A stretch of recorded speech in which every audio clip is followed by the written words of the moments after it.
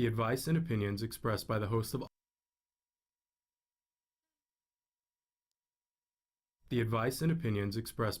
Autism Live and her guests are meant solely as suggestion and should not be in any way construed as child-specific advice. The Center for Autism and Related Disorders advises working with a board-certified behavior analyst who has experience with autism before starting any intensive behavioral intervention. Any choices you make in determining your child's treatment are completely at your own discretion.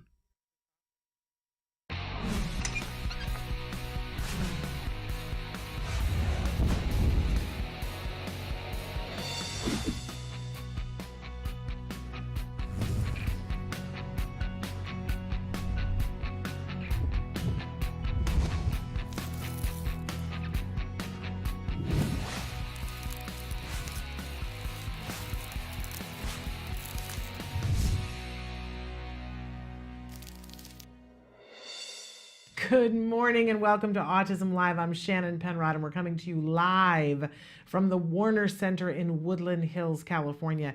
It's Wednesday and there's a lot going on in the world. I want to take just a second to say to folks that I hope there's so many people in Mexico that are suffering right now, and our thoughts and our prayers are with them.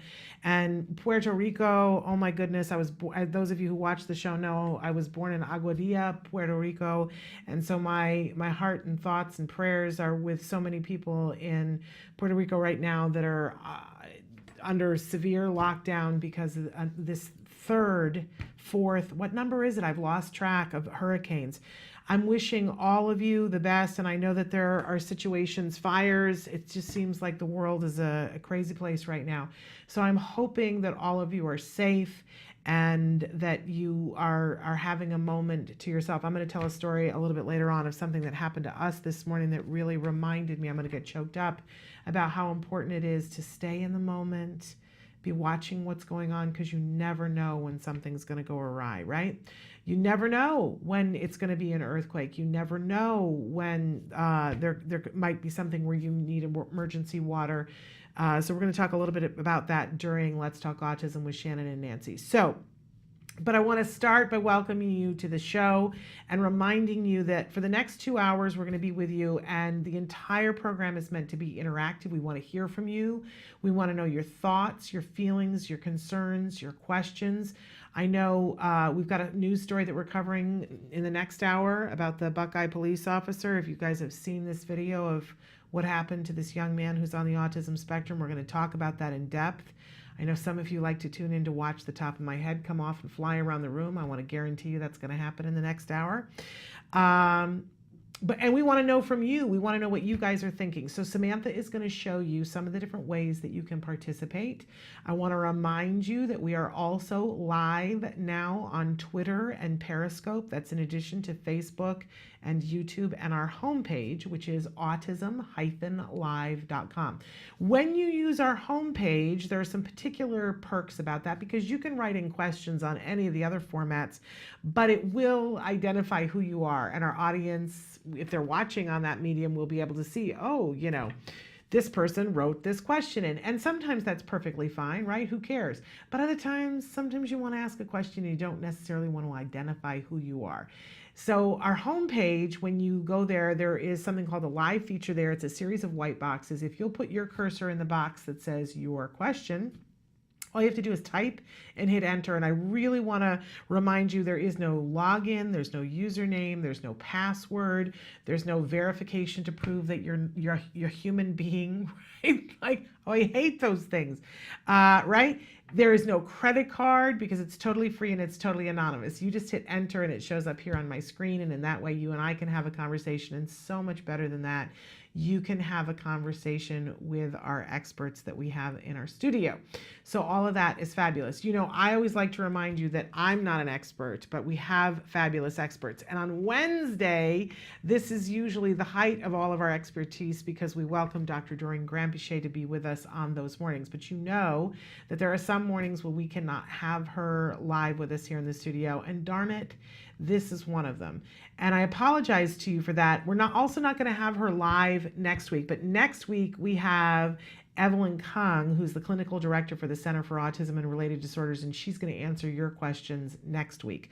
But this week, occasionally I will show you an oldie but a goodie from Dr. Granpeesheh, and the one that we're going to show you in just a second is from almost exactly 2 years ago. It was from September 17th, 2 years ago in 3 years ago, 2014. I can do the math. Not my specialty. If you need math done, I'm not the person you come to, right? 2017. So now you can still interact and you can still write in questions so it's recorded, but you can still send in questions, and then I will be back with you live at the top of the hour for Let's Talk Autism with Shannon and Nancy. We've got a great guest that's going to be with us today. Jamie Wheeler Matlock is going to be with us to talk about Austin's autistic adventure and what she has done for her daughter to make sure that, you know what I always say to you guys, the power of one, right? Sometimes we look at the world and we go, well, why doesn't it have that, right? It seems like it should have that. Why isn't there a show about autism, right? Well, because, you haven't started it yet. So she took it into her brain and said, I'm going to do something for my daughter. And I think it's something we can all learn a lot from. Plus, Nancy's going to be here with us. Nancy Allspa Jackson. I refer to her as my better half for Let's Talk Autism with Shannon and Nancy. And boy, we've got some news for you today. Some good and some really going to make my head come off and fly around the room. Always fun when that happens, right? And then we're going to talk a little bit about things that we've got coming. We've got some things coming up for you guys that just blow my mind. So many of you have written in and asked for us to do something, to have a piece on Swim Team, this amazing documentary that so many of you have seen and just love. I've seen the light now. And tomorrow on the show, we have the director, writer, producer from Swim Team on the show. So I know that you guys are going to love that. We've got other great things happening as well. Just going to blow your doors off. All right. And I'm excited. We're going to have next, I don't know if you guys are going to see it next week, but next week we're doing an in-depth piece with the creator of Atypical. I know, it's great, right? We're hoping to get some folks from The Good Doctor on. All kinds of things happening here in addition to some really important autism information that we're going to be giving you. But first, my friends, it is time for Ask Dr. Doreen. Dr. Doreen Granpeesheh is the Dr. Doreen is an expert in autism. Doreen Granpeesheh. Dr. Granpeesheh. Dr. Doreen Granpeesheh. Dr. Doreen Granpeesheh is a visionary in the field of autism. Now you can ask her questions on Ask Dr. Doreen.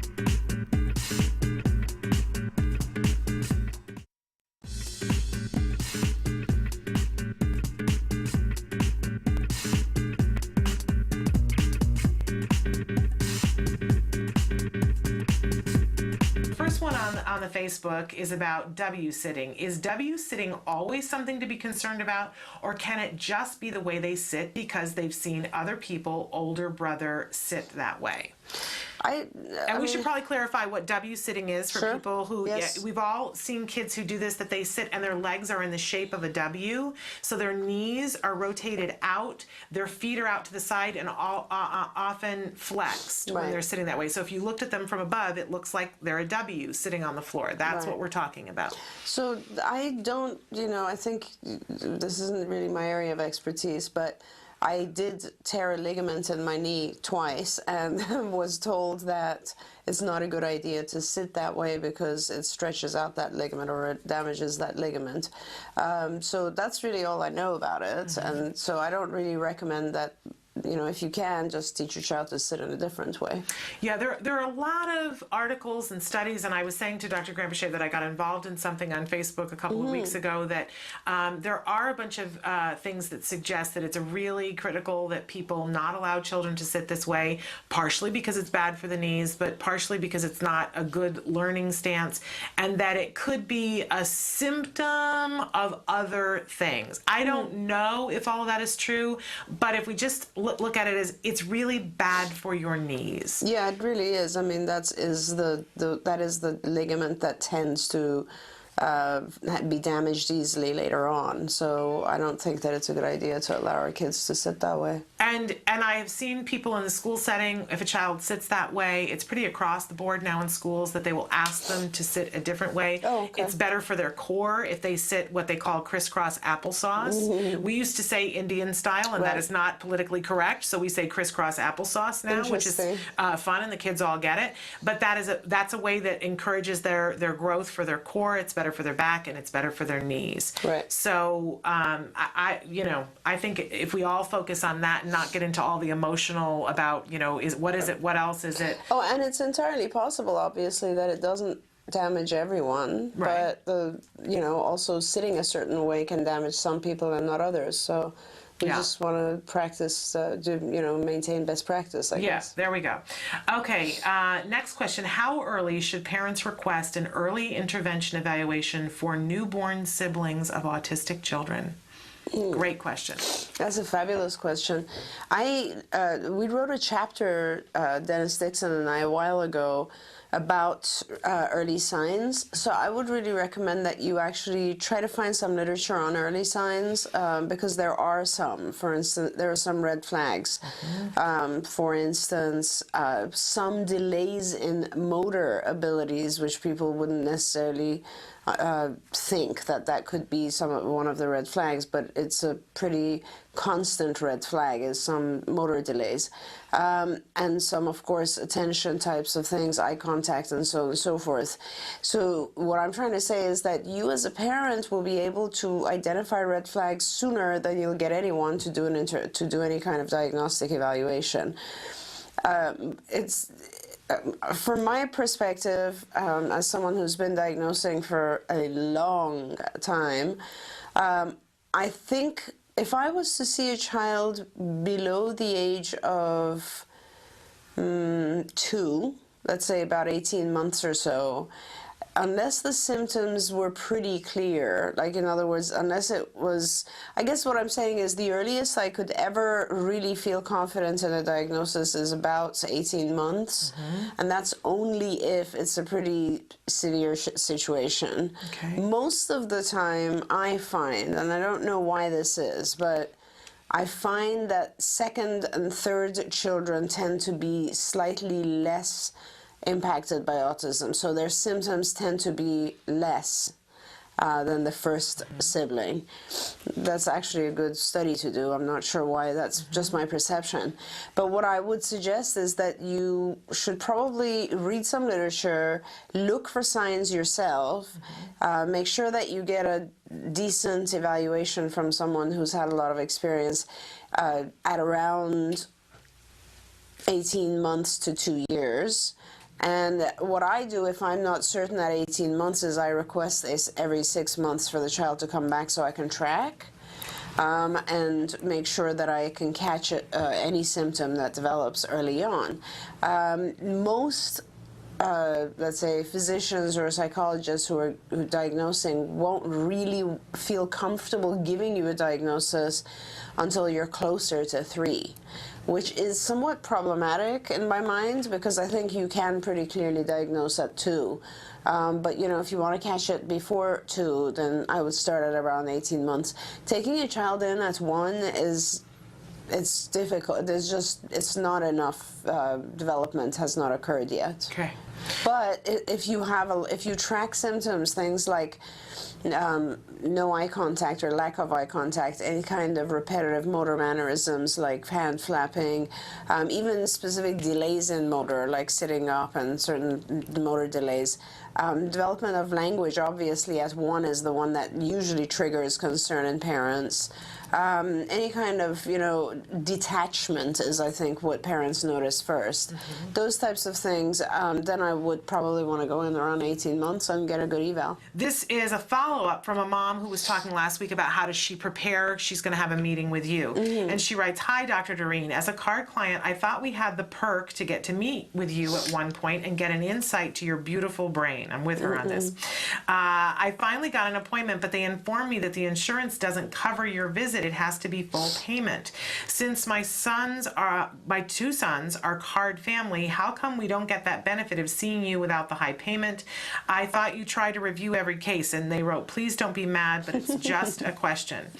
And obviously you can see nobody's mad. No, not at all. So, but let's have clarification so that she understands exactly what's going on.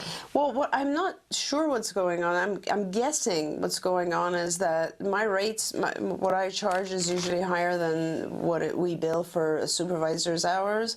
So what I'm guessing is that someone, and I'm not sure who told you this, either told you they won't pay, the insurance won't cover my rates, or they told you there's just not enough hours. I'm not quite sure, but this is what you do now. You go back and you tell whoever told you, your supervisor, the operations manager at your location, or admissions, I'm not sure who you talked with.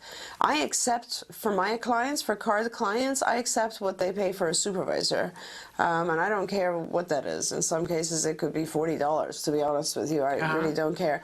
I'm delighted to see card clients. I really want to see you because I want to make sure your child does well. And my favorite part of my job, my whole life, is just seeing kids. So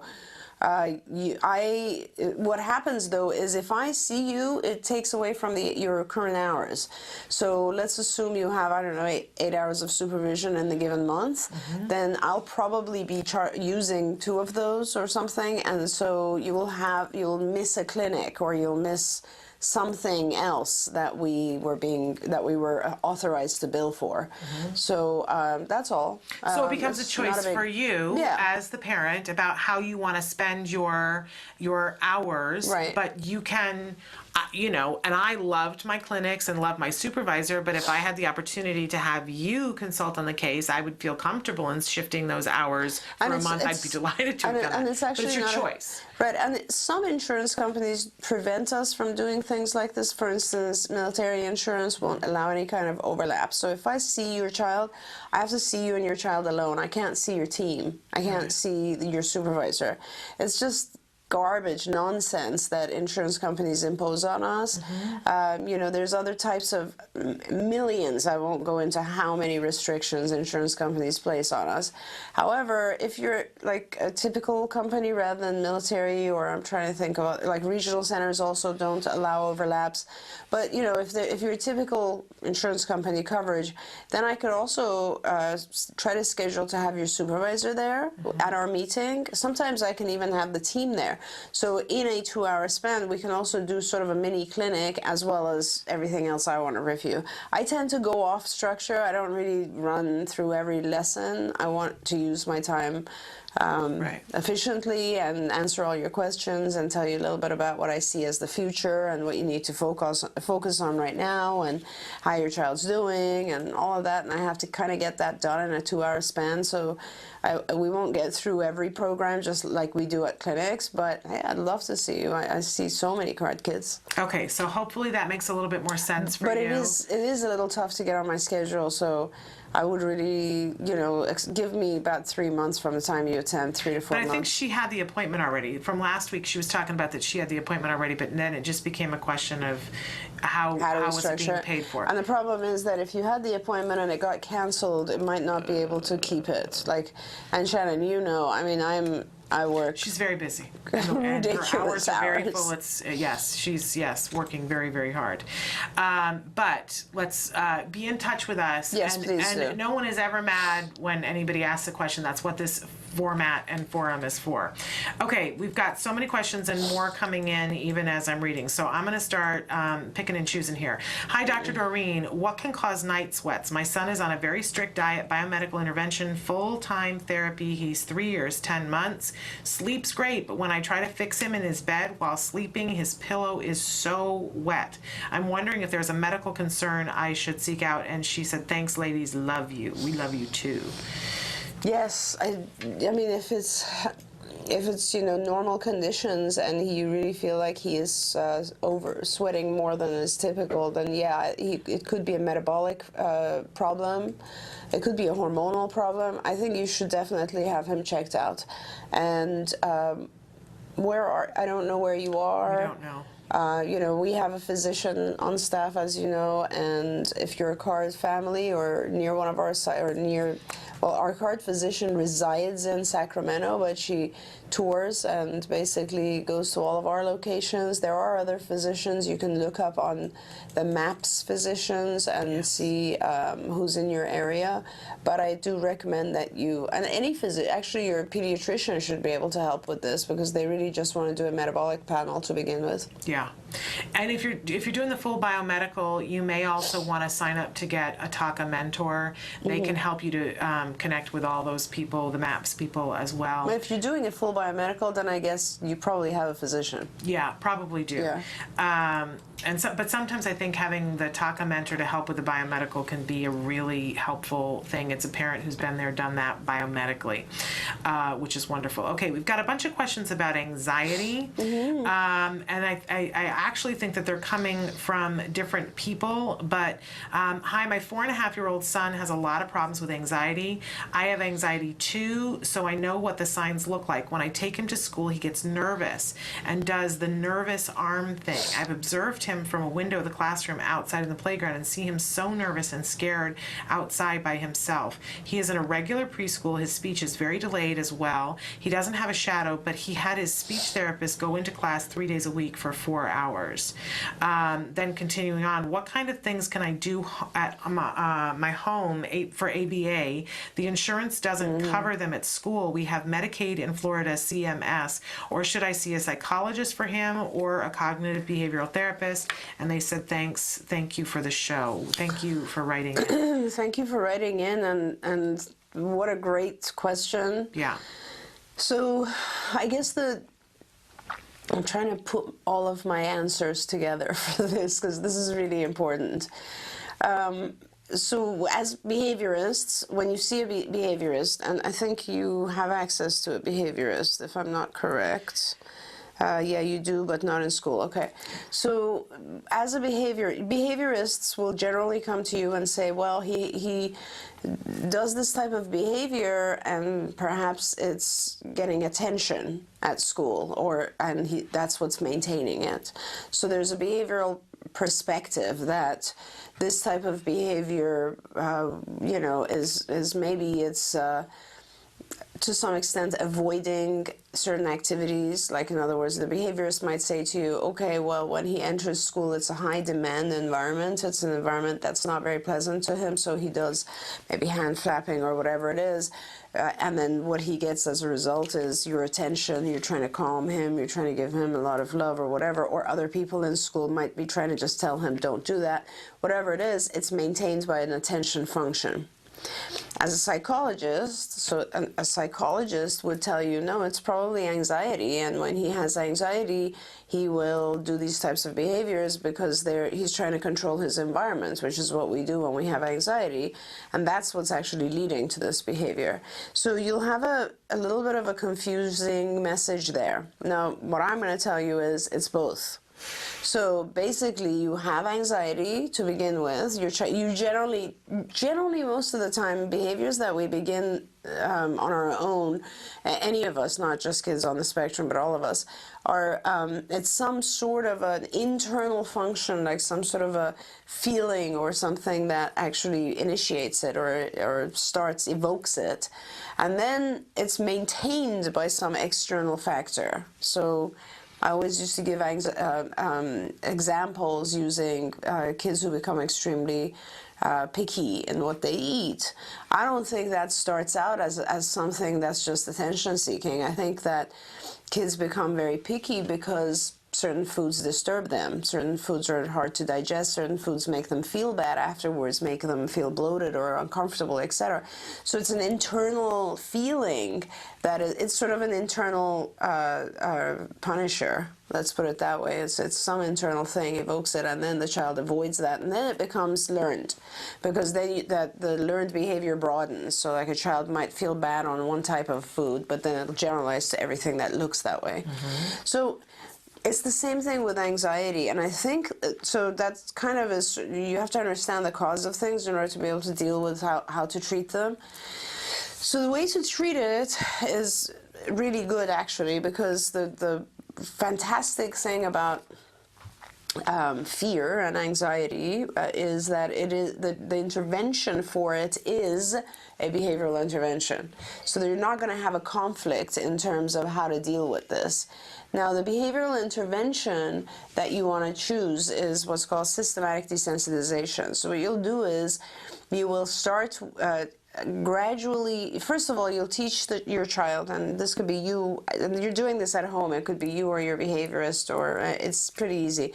And you can look up systematic desensitization. It's a pretty basic process. We might even have I don't know if we have a module on it at IBT. I'm not sure, but it's an easy process. I'll tell you the process right now. It has 3 stages.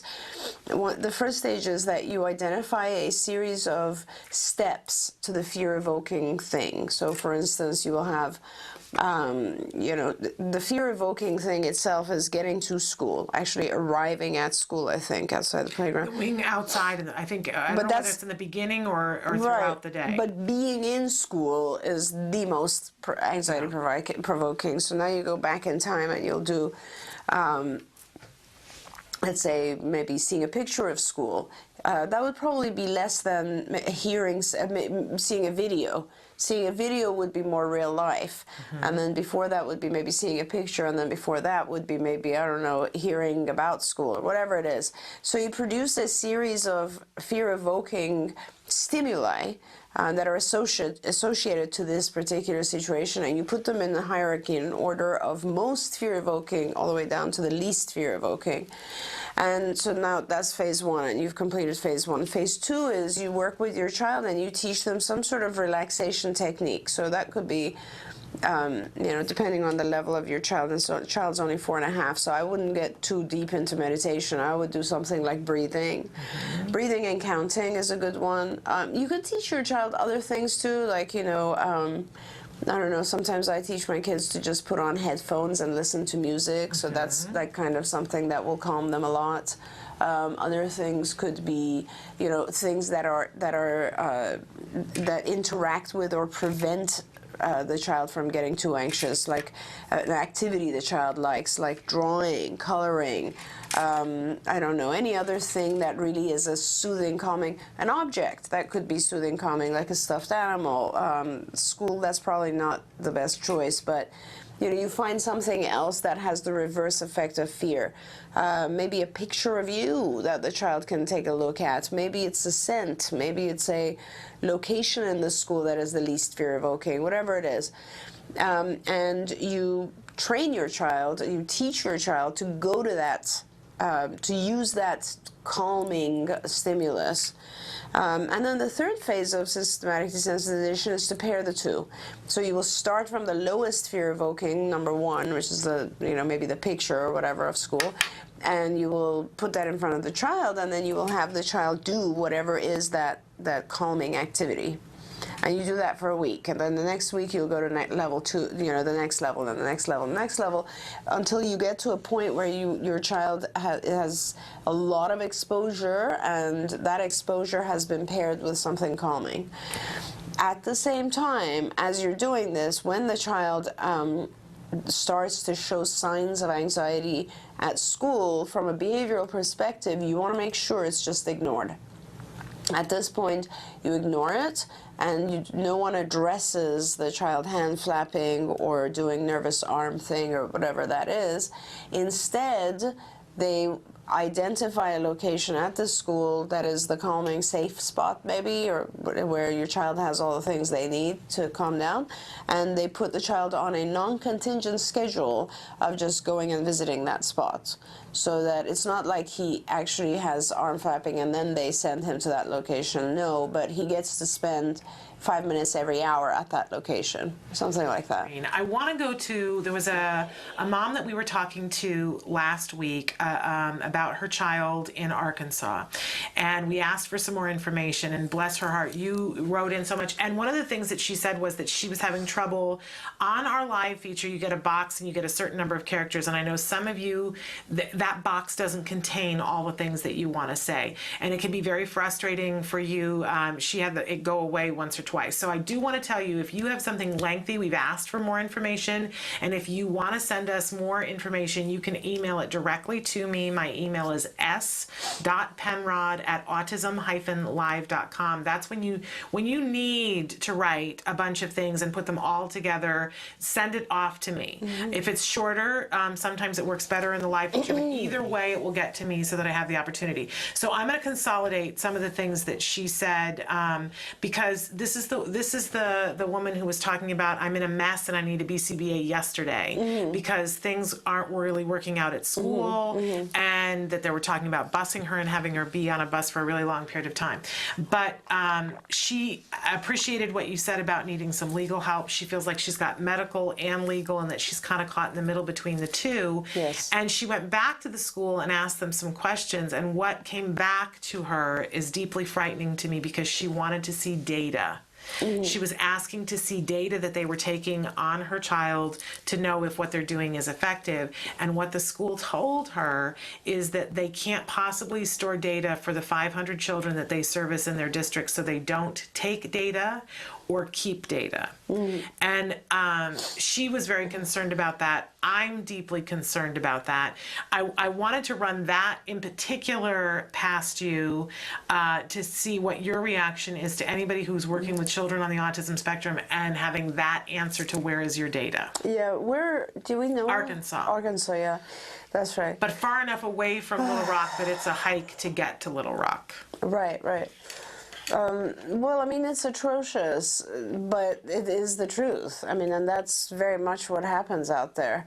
But it is also ammunition for your lawyer. Yeah. So I look at it, I'm not shocked anymore. I have heard stuff like this for most of my life.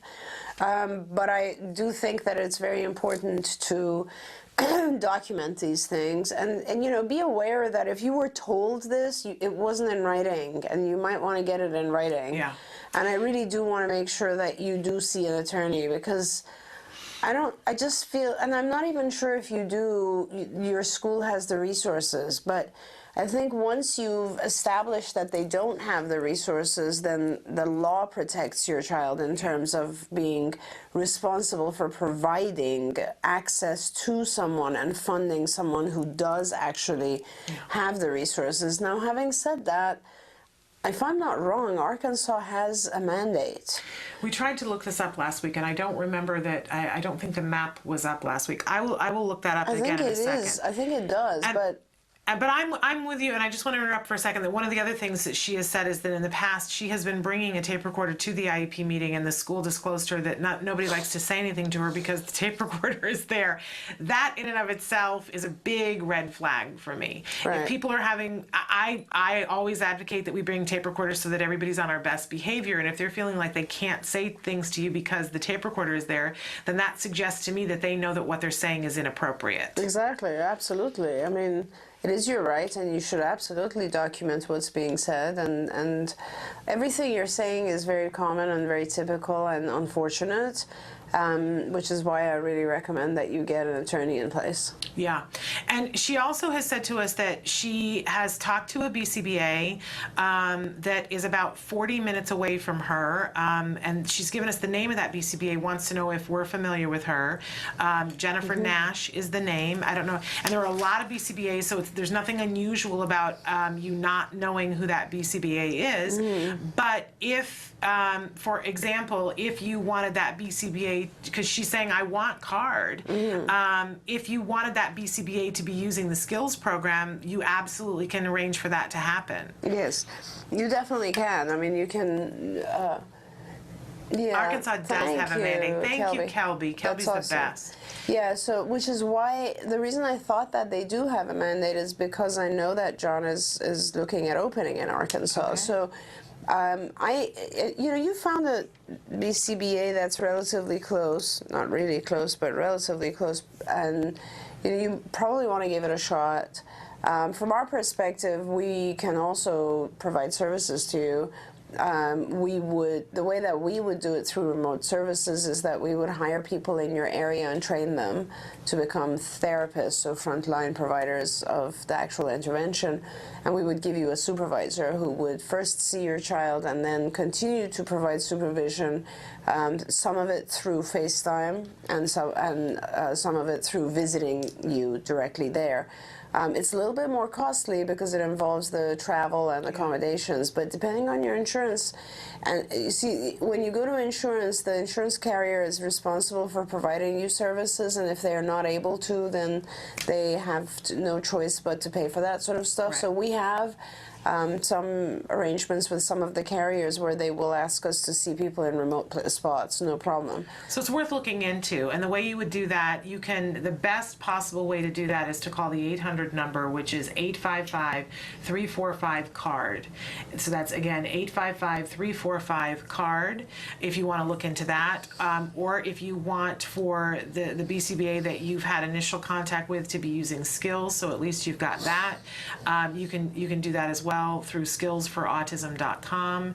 Yes. They can be talking with her about that. But I want to remind you that at school you live in the United States. It doesn't matter which state you're in. You are entitled to free, appropriate public education. You have a very good case for saying that this is not appropriate. And if you win that case, then they will have to provide you with something that is appropriate. Yes, yes. But absolutely. it would be very easy if they're saying, as you said, get it on tape, which I think you won't be able to do. But if you say in court, can you show me all the records that you have for my child, and they're not able to produce them, they're not appropriate. Yeah, and also, I mean, one way to document things is to send a letter or email back to the individual who told you these things and just say, this is to confirm that you told me X, Y, and Z. Yeah, a lawyer taught me the phrase, as per our conversation yesterday when you said to me that you don't take data, and if they don't respond and say, "Ooh, I didn't say that," then that's admissible in court. Yeah. So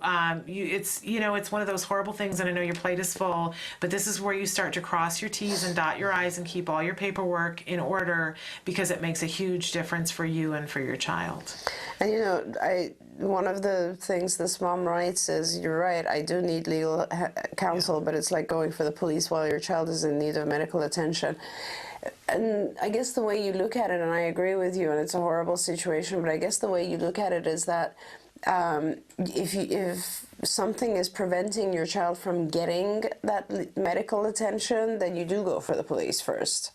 You actually go for the lawyer, because the lawyer is what's going to open doors for the future.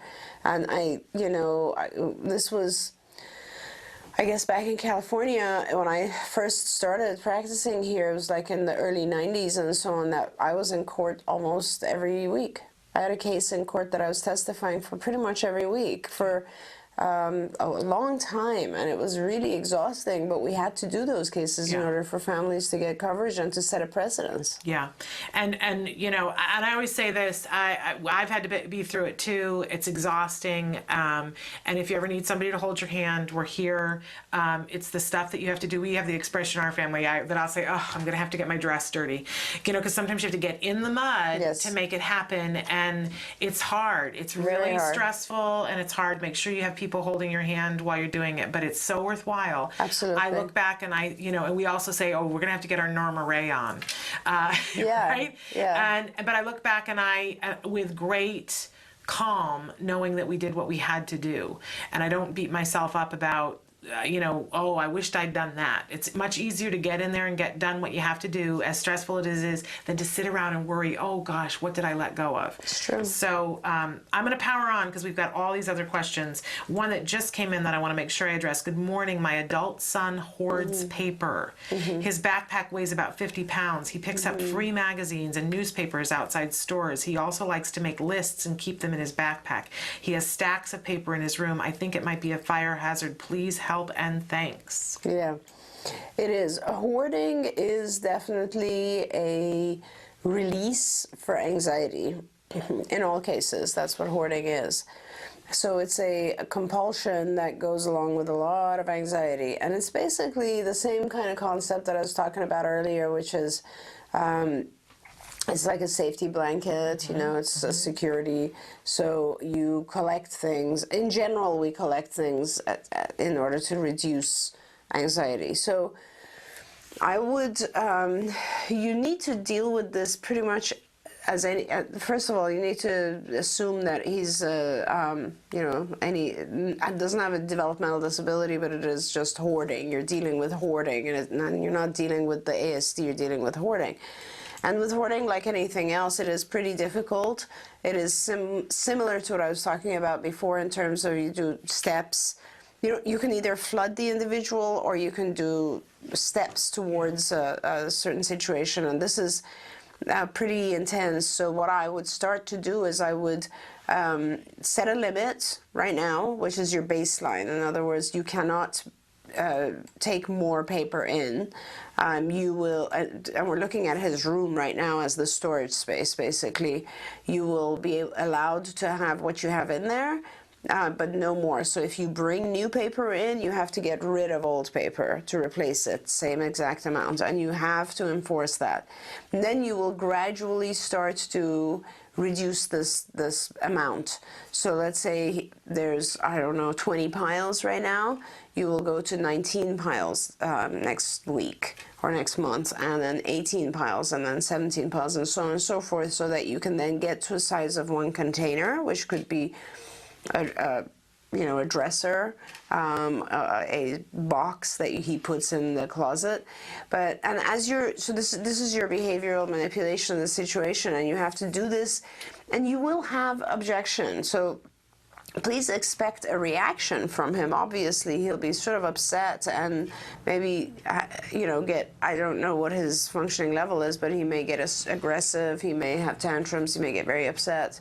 All these, you may get depressed, whatever, all that sort of thing happens. You need to essentially block and ignore the behavior that results from it. In other words, you will not allow him to become aggressive. So if he's going to get aggressive, you will need help to make sure that he's not you know, getting aggressive and then being allowed to keep hoarding.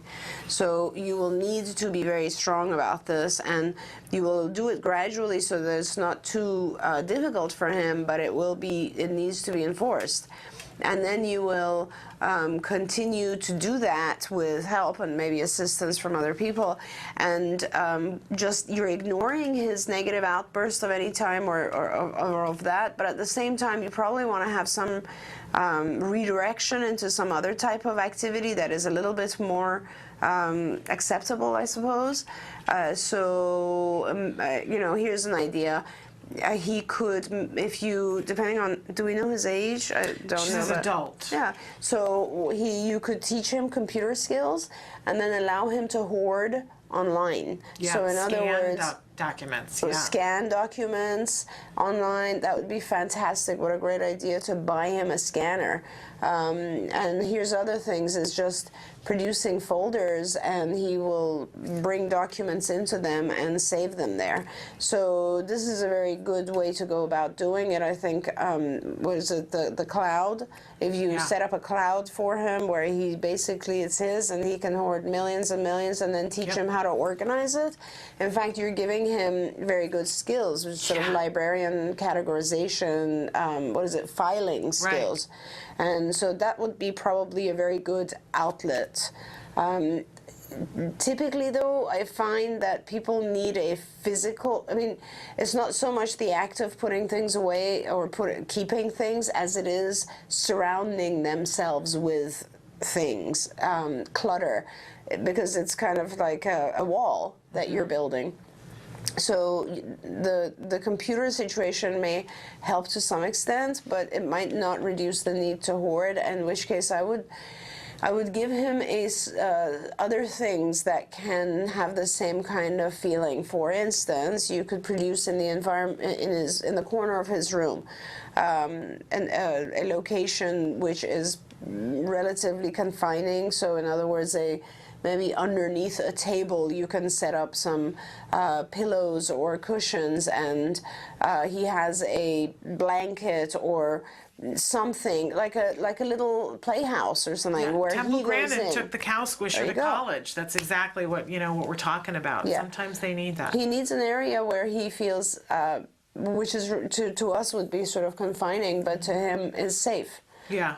They also make those shirts that that kids can wear. They make the silk undershirts, and then those to me they're compression shirts, but they're very normal and popular right now for kids to wear. They wear them in the swimming pool during the summer that are long sleeve, and then during the winter they'll wear them underneath other clothes just to stay warm. And they're just tight fitting sort of spandexy shirts. But what we've discovered is that it has a comforting feeling for some of our kids. They put it on, and you make sure that you get one, because they come very small so that they fit a little bit tight, so you get one that's big enough but squishes them a little bit. It's comforting. Yeah. Other things similar to that, and thanks for bringing that up because it just made me think of someone else I want to get one of those for. But another thing that could be similarly comforting is just weighted down clothing. So anything that is has pockets, if you can, like one of the things we teach our kids is like they can hoard things in their pockets. Part of, he might want his backpack to be heavy. So if you're going to reduce the paper, which I wouldn't do it without he should be responsible for doing that. You shouldn't do it and force him to just have an empty bag. He needs to be the one to remove it and put it in the trash, But at the same time, he might want the weight. So why don't you put some, show him how to put weights in there and teach him how to do weightlifting and stuff like that. There you go. Making it all into something that's positive and isn't detrimental. Okay, I'm going to power on because we have so many things to talk about. Hi, Dr. Doreen and Mrs. Shannon. This is from India. Again, I had earlier written to you about accessing skills, but we still, they use only paper money, not credit cards. So it's taking me some time. By this month end, I should be able to do it. I recently had my purse stolen, and it's amazing how difficult it is to be able to purchase things online when you can't, and so I feel for you. She says, my daughter is verbal and high functioning. She's 4.5 years old, Montessori preschool for 15 hours a week, and early intervention program, which is center-based group intervention, about 12 children giving intervention by a speech therapist, occupational therapist, and a psychologist. Can you slow down and read that again? Yes, I'm sorry. No, I was just trying. So Montessori preschool, yes, 15 hours a week. How old is the child? 4.5. 4.5 Montessori, 15 hours. Got it. Early intervention program, which is center-based group intervention. It's 12 children. Yes. Given intervention by a speech therapist, occupational therapist, and a psychologist. That's 15 hours a week. So she's at 30 now total. There's nothing like the quality. Wait, isn't that the same program? No, those are two different things. I think, because she says 15 hours each time. So I think they're two different things. But she goes on to say, but there's nothing like a quality ABA available here, because she's in India. But I have been watching your show and the A Word and tried to do whatever I can. My daughter has shown great improvements over 2 years intervention, but recently has started hitting her classmates in school. I went in to observe. Seems like it's for attention. I'm not sure. Can hitting be her way of trying to socialize with her peers? Before we get too involved, I just want to say that if you're interested in sending me a contact information, we have another mom in India who writes to us and has, for the longest time, been wanting to have another mom to be supportive back and forth in India. And if that's something that interests you, I can't give you each other's emails for anonymity's sake, but if you write to me and say, here is my email, I would like you to share this with the other mom in India, then I can do that. Yes. And you might enjoy that. And she is a mom who uses skills and would love to have another mom to talk to. And I would really recommend it, because when you first start using skills, it's a little difficult, and it might be really good to have someone who's familiar. And she's an awesome autism mom, and I see that you are as well. And the two of you together, that just makes it that much more powerful. Yes. And I feel for you. I love the fact that you're working it out, how to be able to pay for skills. I'm sure that Skills is willing to take paper money, but the conversion rate, I'm sure that's a whole other right. I mean, there's PayPal. I don't know if that also requires a credit card. It does require a credit card, and of course I want to recommend IBT. EBT, but you're going to need a credit card for that as well. So in any case, the hitting, though, if you could address that, Dr. Grant-Pichet, that she's recently started hitting her classmates in school. Mom has observed, looks like it's attention to her. She's not sure, but can hitting be her way of trying to socialize with peers? Yeah, it could be her way of trying to socialize, but it's still an inappropriate way. And I think that it also is, usually it's not necessarily, I mean, it could be attention seeking for sure. A lot of times hitting is, but she's young, right? 4.5. Yeah, so usually at 4.5, it's to gain access to something. So in other words, they could be playing with something that she wants. That could be one feature. So, or she could be trying to, gain their attention, certainly, because she feels left out. Or she could be trying to interact with them socially the way that you're saying, sure. Or she could be, I don't know, trying to avoid some other thing that's going on where hitting will get her out of that. I don't know what that could be. Yeah, it could be a number of different functions. It is still pretty inappropriate to hit other kids, and it'll, obviously isolate her. And if she's interested, and it also, most of the time when kids this early on hit other kids, I'm guessing she has siblings, and that she has done this in the past with her siblings, and it's been rewarding. In other words, she's hit someone else or other kids and has gained access to a toy that she wanted. So it's become a rewarded behavior. So now it's a behavior she has. So it's a challenging behavior. For that, you need the BIP builder, obviously. You need to do a functional assessment and learn exactly what the function is. And yeah, it's tough, but we have all this information online, not only through Skills, but also through IBT. I would say go on Amazon. Our book is out, obviously, so you could also order our book, which goes into detail about how to do these things. Right. But you would also need a credit card for Amazon. The paper money thing makes it hard, and I have a new appreciation for that, having gone through what I went through. That's a really hard thing. But if there's a way that you can work it out, that a simple solution is to have a PayPal account, and then you'll have access to all of those things, but you must have someone who can load money into the PayPal account for you. Yes. And that becomes an issue. You can buy a prepaid credit card. That's another great suggestion that Kelby just gave us. I don't know what they have available in India, but a lot of times there are stores that will sell, and banks, or maybe? A gift card that, like Visa sells gift cards. That's that true. You can buy That's gift cards and be able to do yeah. something like that and be able to access it the same day, and you can take paper money. So I would hope that there is a store somewhere in India that sells something like a Visa or a MasterCard gift card. Yay, Kelby, who just said that in my ear. Okay, I'm going to move on because I'm getting nervous. I'm having anxiety about all the questions we're not getting to, but it's important that we cover these. Okay. Well, there's one here that's a French. Well, there's a French family that's asking us how do we teach a child math issues and so on, and that's that's actually. And I don't know because they've written their question in French even, so I'm not sure if Skills would benefit them, but there's a whole section on academics in Skills which would be able to answer these things.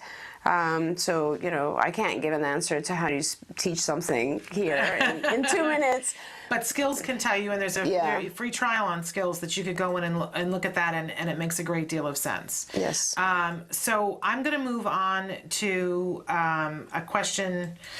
Oh my gosh, I'm having trouble picking which one. And I just had one a second ago, and I threw myself off. Okay, I have a grandson who I believe is autistic. Oh yeah, I'm so glad you picked that one. Yes. And because I promised yesterday we would get to this. He turned 2 in June of 2014. He has not spoken a word yet. When you call his name, he ignores you. His parents act like there isn't something wrong. Am I overreacting? No, you're not overreacting, and what you have listed here is definitely something that should be evaluated. 2 and there's no reaction, I would be concerned. And I would definitely try to get into, so at this point it would be a pediatrician first. You don't need to if there's a specialist in your area. And I wish I could help. I wish you were close by and I would try to fit your grandson in. You're going to have to go through the barrier of trying to explain to parents.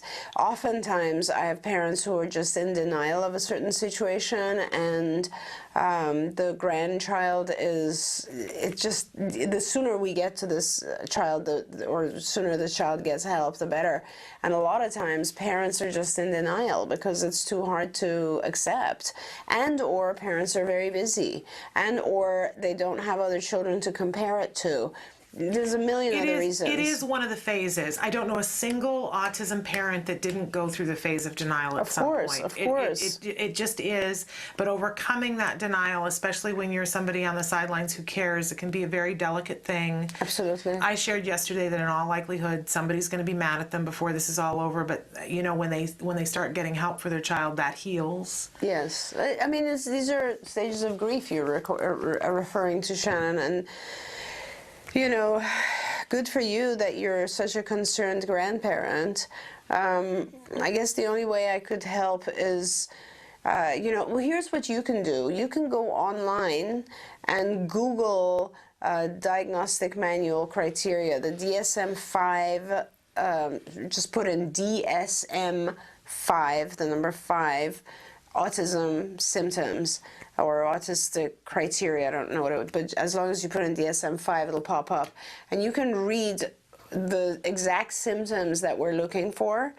And, from a lay perspective, you can still think to yourself and determine if there are a lot of symptoms that fit in, at which point I would just show that to the parents. There we go. We've got time. I'm going to squeeze this one little one in, but you have to be brief because I know you have to go. Sure. Any tips on how to not feel so overwhelmed in a loud setting? I have Asperger's, and loud settings do not go well with me. Thank you so much for putting that in. Yeah. You know what? I would just recommend that you have headphones that you carry around. They're actually considered pretty cool these days, depending on how old. I would assume this is a young individual. I'm not sure, but regardless. They're writing it in the question themselves, so I think it's got to be at least a teenager or getting to adulthood. Or an adult, and it doesn't really matter. I would have headphones with me. I would have noise-canceling headphones with me, and I would carry those around, and I would put them on when there's loud situations going on. If you want to be able to hear, then you can have regular headphones that you can hear what's going on around you in the background, but it's not as loud. Yeah. I do recommend that. Sometimes I gotta tell you, I use headphones just because I can't handle noise levels around me. So I would really suggest that you do that, and I think it's actually something we all should do, because the noise can become completely toxic. And it's overwhelming to a lot of people. I'm overwhelmed by loud noise a lot of times, especially if there's lots of different kinds of noise and my brain can't figure out what's coming from where. Totally. That causes anxiety in me. Absolutely. So know that you're not alone, and thank you for writing in and for taking care of yourself.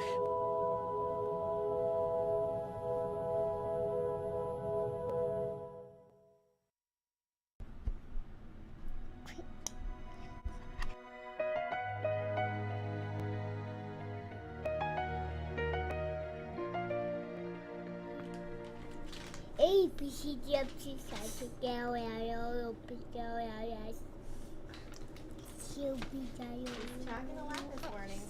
Now I down my pieces. Next time, Won't you? no say with me. That's right, kiddo. Very good. Okay, Jack Riley, one more minute. Say okay. Okay. Thank you. Do you want to play something else for now? What do you want to play? Hey, pancake. You want to play pancakes? Oh, is this the sign for pancakes? What do you want to work for, Jack Riley? Do you want to work for puzzle, for trains, for jumping on the bed? What do you want to work for? More jumping? Okay. Pancake. Pancake. Okay. Sit down. Sit down here, though. Pancake. You want pancakes Can you say that better? Say, I want pancakes. I want pancake. Should we go see where the pancakes are then? Please. Alright, let's go find Dad. Come on. Come with me. Walk with me. And we'll go find Dad, okay? Alright. Can you open the door? Turn. There you go. Nice. Let's go see where those pancakes are. Say, I'm hungry. Let's see, quick questions, okay? Alright. Okay, look. Okay. What's your name? What's your name? Nice job. How old are you? Good job. Sit down though. Okay. Where do you live? Jessica teaches Jack Riley other social ID questions such as where do you live and what's your last name. There you go. Nice job. Here you go. Slow down. There you go. Hi. Aww. You look cute. I love you. Group kiss. Group kiss. Ready? 1, 2.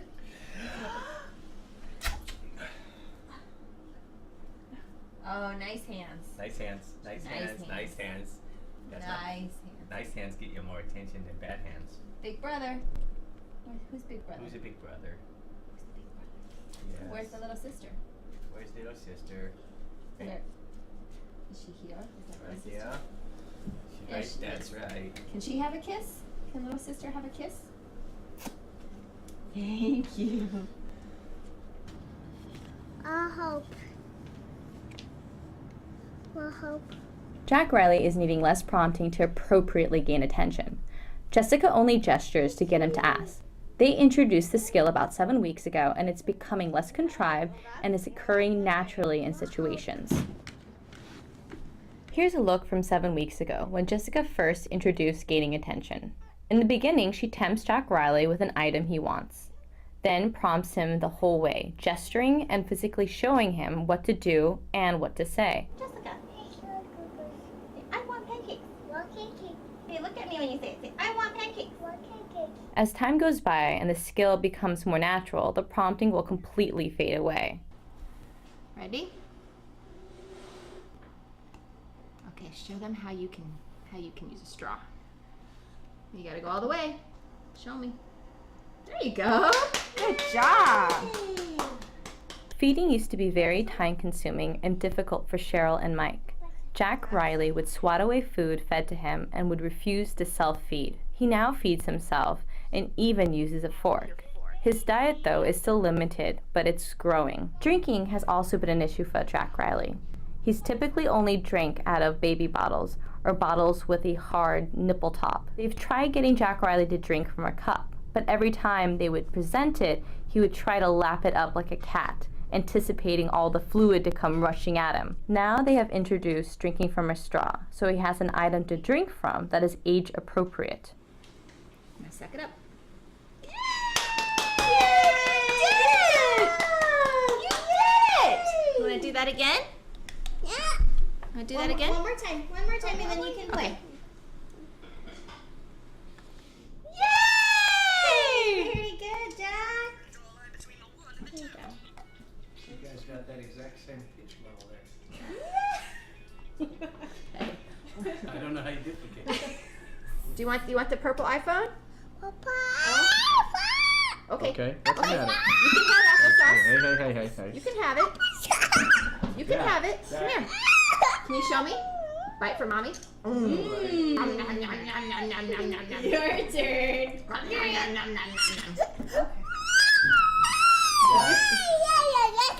Do you know? Jack Riley, say, I don't want banana. Okay. What do you want then? What do you want then? I want. Okay. One of the food items Jack Riley eats a lot of are bananas. For some reason, though, seeing a banana really upsets Jack Riley. He enjoys eating it, but hates the sight of it. One of the issues is that biting solid food is very aversive to him. Fear of the banana. Someday we'll tell him he eats one every day. More awareness than it was in the yogurt, so we have to go in baby steps. That's fine with me.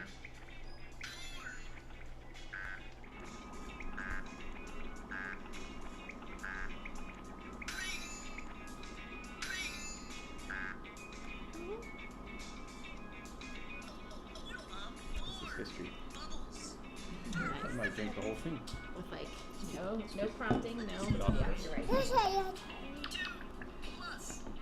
Okay, kiddos. See ya. Have a good weekend. Say thanks, Miss Jessica. You say bye. Can you say bye, Jessica? Look at her. Where is Jessica? Where is Jessica? There she is. Thank you. Oh, thanks. Just in case you were wondering. You're Jessica. You are. Bye, guys. Bye. Have a great weekend, See ya. Jessica.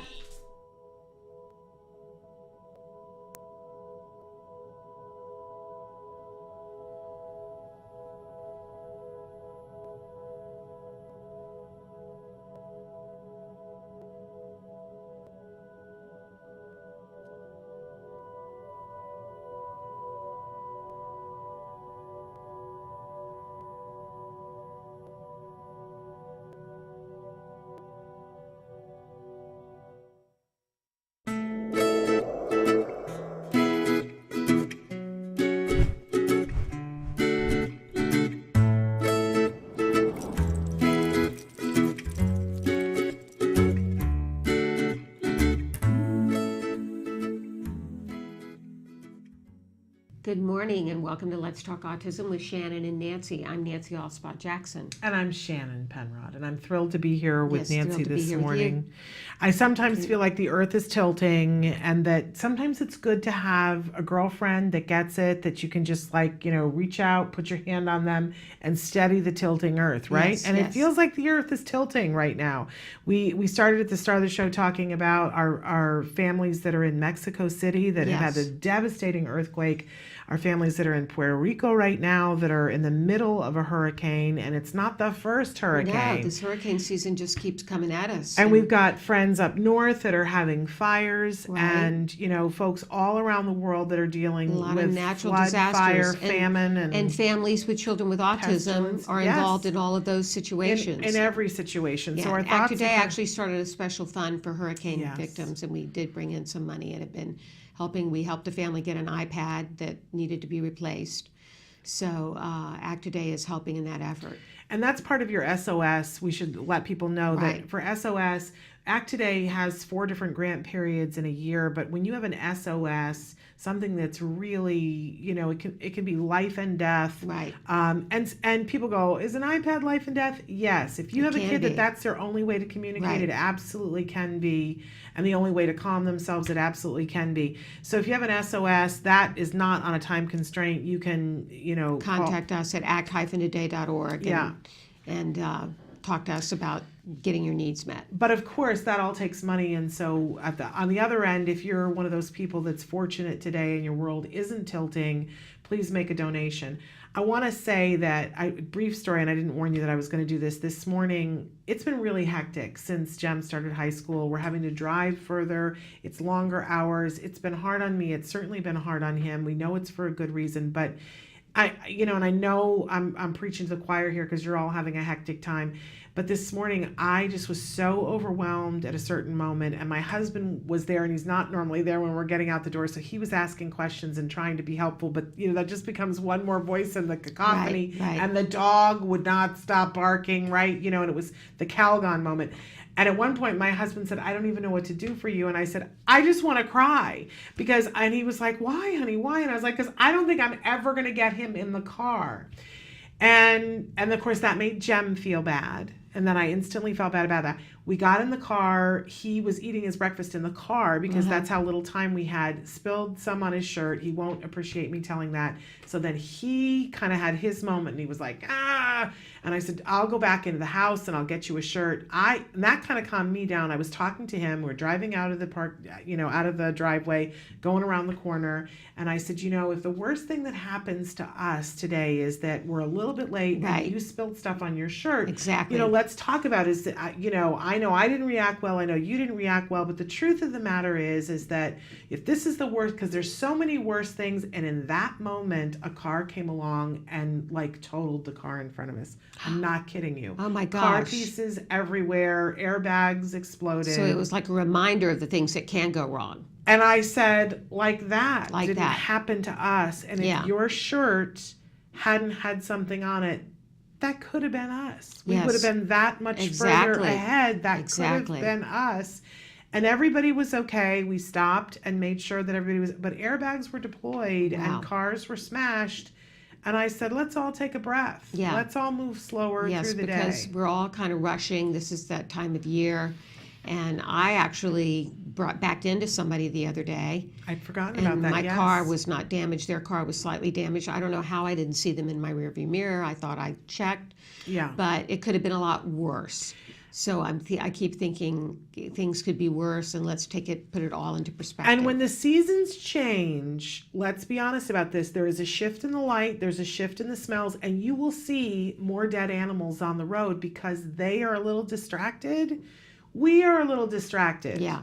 So, when you see the dead animal on the road, remind yourself, okay, I'm an animal too, and I don't want to be and slow squished like a down. bug. I think Slow the down. message is to slow down for everybody. Everything. Your cars, your thinking, everything. Now, talking about things getting worse, let's go into our first story about the I promised them they're going to case. see my head come off and fly around Okay. the room. The case in Arizona, where is it Buckeye, Arizona? Buckeye. It's not too far from Phoenix, 64,000 miles west of Phoenix, and there was an incident where a young man named Connor, I think the way to pronounce it is Libel, was basically detained by police and roughed up. And there was no clear reason other than the police officer who did this thought he was using drugs when he saw Connor stimming. And you guys, we're showing you just the still of the video. We're not going to show you the video. It's really upsetting, and I think that we have too many people who watch the show who are upset by visual images. If you want to watch, there is body cam footage that's been released of the officer's body cam footage that you can see. It's very disturbing. I'm going to warn you. Where, you see what he's seeing and you walk through it with the officer. And it's devastating because as a parent of a child who's on the autism spectrum, you see it through those eyes. That's Right. our world, and that's our Exactly. training, and we know what to see. And the boy is doing this with a string and smelling it and bringing it near his face. And the officer, because of his training, Right. Because he is specially trained in drugs in juveniles, thinks he's using an inhalant. And even though Connor, the young man, said, I'm stimming. Because he says to him, what are you doing? And he says, I'm stimming. And he goes, you I and don't know I what hear that that is. word. Right. And we know what it is now, but there was a time when we didn't. Right. And so the officer says, I don't know what that is. He probably thinks it's another form of drug use. Of course, because that's what he's trained, and what you're trained is what you see. Right. So the boy starts to walk away from the officer, and the officer says, hey, don't walk away from me. And in the reports, and I have the whole investigative report here from the police department, the officer says he's afraid that the young boy is going to go into oncoming traffic, and that was why he grabs a hold of him. And that once he grabs a hold of him, then the boy starts shouting, I'm okay, but trying to get away. And that's when the police officer immediately takes out the handcuffs. The boy is struggling. They hit a tree and slide down the tree, and he's got his knee in his back and is holding him as the caregiver comes out. Right. She was gone for 30 seconds. She comes running out and says, what's going on? Right. He has autism. And the officer says, I didn't know that. But he doesn't immediately get up. And in his report, he says, at this point, I didn't know how he was going to react, and he'd already called for backup. Backup came quickly. And then with the caregiver, they talked to him and said, we're going to release you. And they took the reports and notified the mom. And then the mom filed a complaint and said this was egregious. He suffered bruises and all up and down his back. Yeah. Right. So last night, they decided that there was no wrongdoing on the part of the police. They came out with a statement earlier saying, we stand by the officer, and they came out with the whole report. It's available online. I have it in my hot little hand. This is an exercise in insanity. Can I just say that? Because over and over and over again, and we have multiple people who investigated, who refer, I have it highlighted, 22 times in a 15-page report, that due to his training and experience, he saw somebody with drugs. And that the recommendation is that this officer take a training that helps with critical interventions that will train him about the difference between a drug issue and a mental health issue, and that these things are very hard to discern between. It's very difficult. And that someone over and over and over, they say in the report, it's very hard to discern the difference, that you really have to have experience. So we recommend that he take the training that he didn't take before because there weren't enough seats. So we recommend that he take the training now so that he can discern them, but no wrongdoing happens. So basically, they're clearing him of wrongdoing because he didn't have the proper training. And you know what? I don't disagree with that because they didn't give him the training. So whose fault is it then that you say clearly in your argument here that he didn't do the wrong thing because he did what was right based on his training, and that if he had, you say in the article, at least in your report, at least 4 times, that the only officers who are able to discern between these two things are officers who have had this training. So why aren't you making an effort to make sure that each and every one of your officers has that training? Steve Silberman actually wrote a piece in the New York Times op-ed opinion about this lack of training concept and how the police need to get this under control because there's simply not enough training at our police departments for these situations. And I really feel very strongly that we cannot, it's just like with the teachers, it's so easy to make the individual police officer and the individual teacher the bad guy. And don't get me wrong, there are some bad guys out there.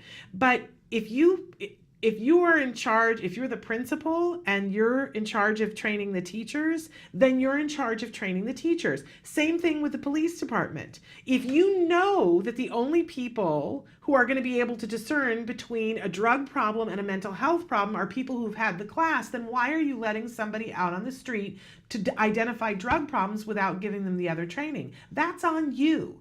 That doesn't mean that there's no wrongdoing. That means you were wrong. You were wrong and you better fix it. It's just like last year, we can't forget that just last year in Miami, Florida, the young autistic man Arnaldo Rios, who had wandered from the group home and was playing with his toy truck, the police were called, and the behavior therapist was the one who was, he was basically shot. Not the behavior therapist, Arnaldo Rios was shot. The ABA therapist was shot. Oh, I thought it was Arnaldo who was shot. I believe it was the ABA therapist who was shot in the foot. And the young man, we covered it here on the show, and the young man was traumatized. Oh, yeah, it struck Mr. Kinsey in the leg. It says you're right. The ABA therapist was shot. And the young man was traumatized it still is. And it was all over the news. Right. It was all over the news. And I cannot believe... And also I want to say this too, that I know people on the ground in Arizona in the autism community who have done countless trainings, be safe trainings to talk with the police about these kinds of things. And why Buckeye had not taken them up on the offer. And Buckeye is still saying, well, we didn't do anything wrong. Our officer didn't do anything wrong. I feel bad for the officer because you only know what you know. That's right. Right? Right. It's not his job to know what he doesn't know. Yeah. I do think that it's incumbent upon the police department, and we always say it's incumbent upon the community, but the community did reach out and say, can we do a training? And Buckeye, I don't know, they were busy. I don't know what they were busy doing. And I hate to be flip about that because our police departments are important and they do have other things to do. But see, this is the kind of thing that can't happen. No, because it can result in such a... We're lucky that it didn't result in a bigger tragedy than it did. And I'm sure that this police officer feels just terrible because once you know this information, what he did was a complete overreaction. Right. But you only react within the world that you react with. And even then, you can make mistakes, right? We're not saying that there's a perfect thing, but the excuse that this is really hard to do, so it's really hard to teach, doesn't mean you don't.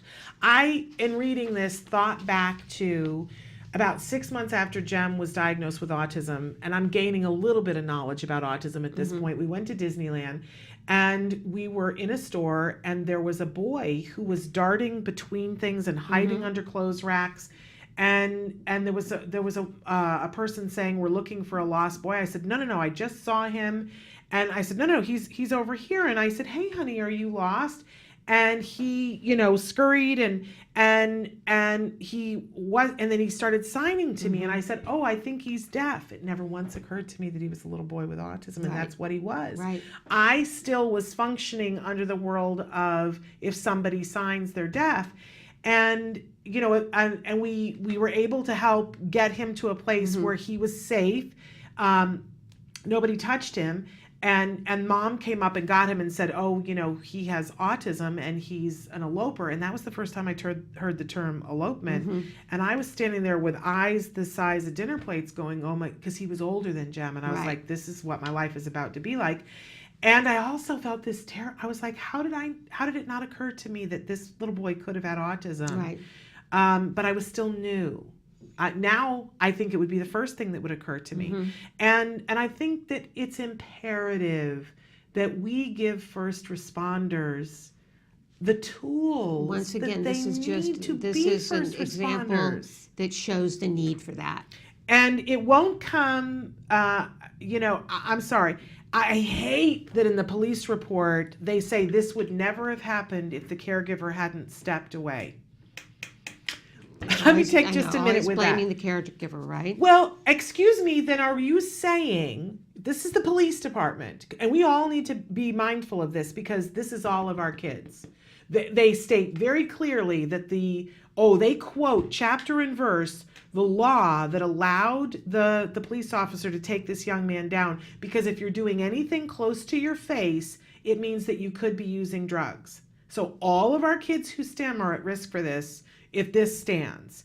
And then so they're saying we can handcuff you and detain you if this happens.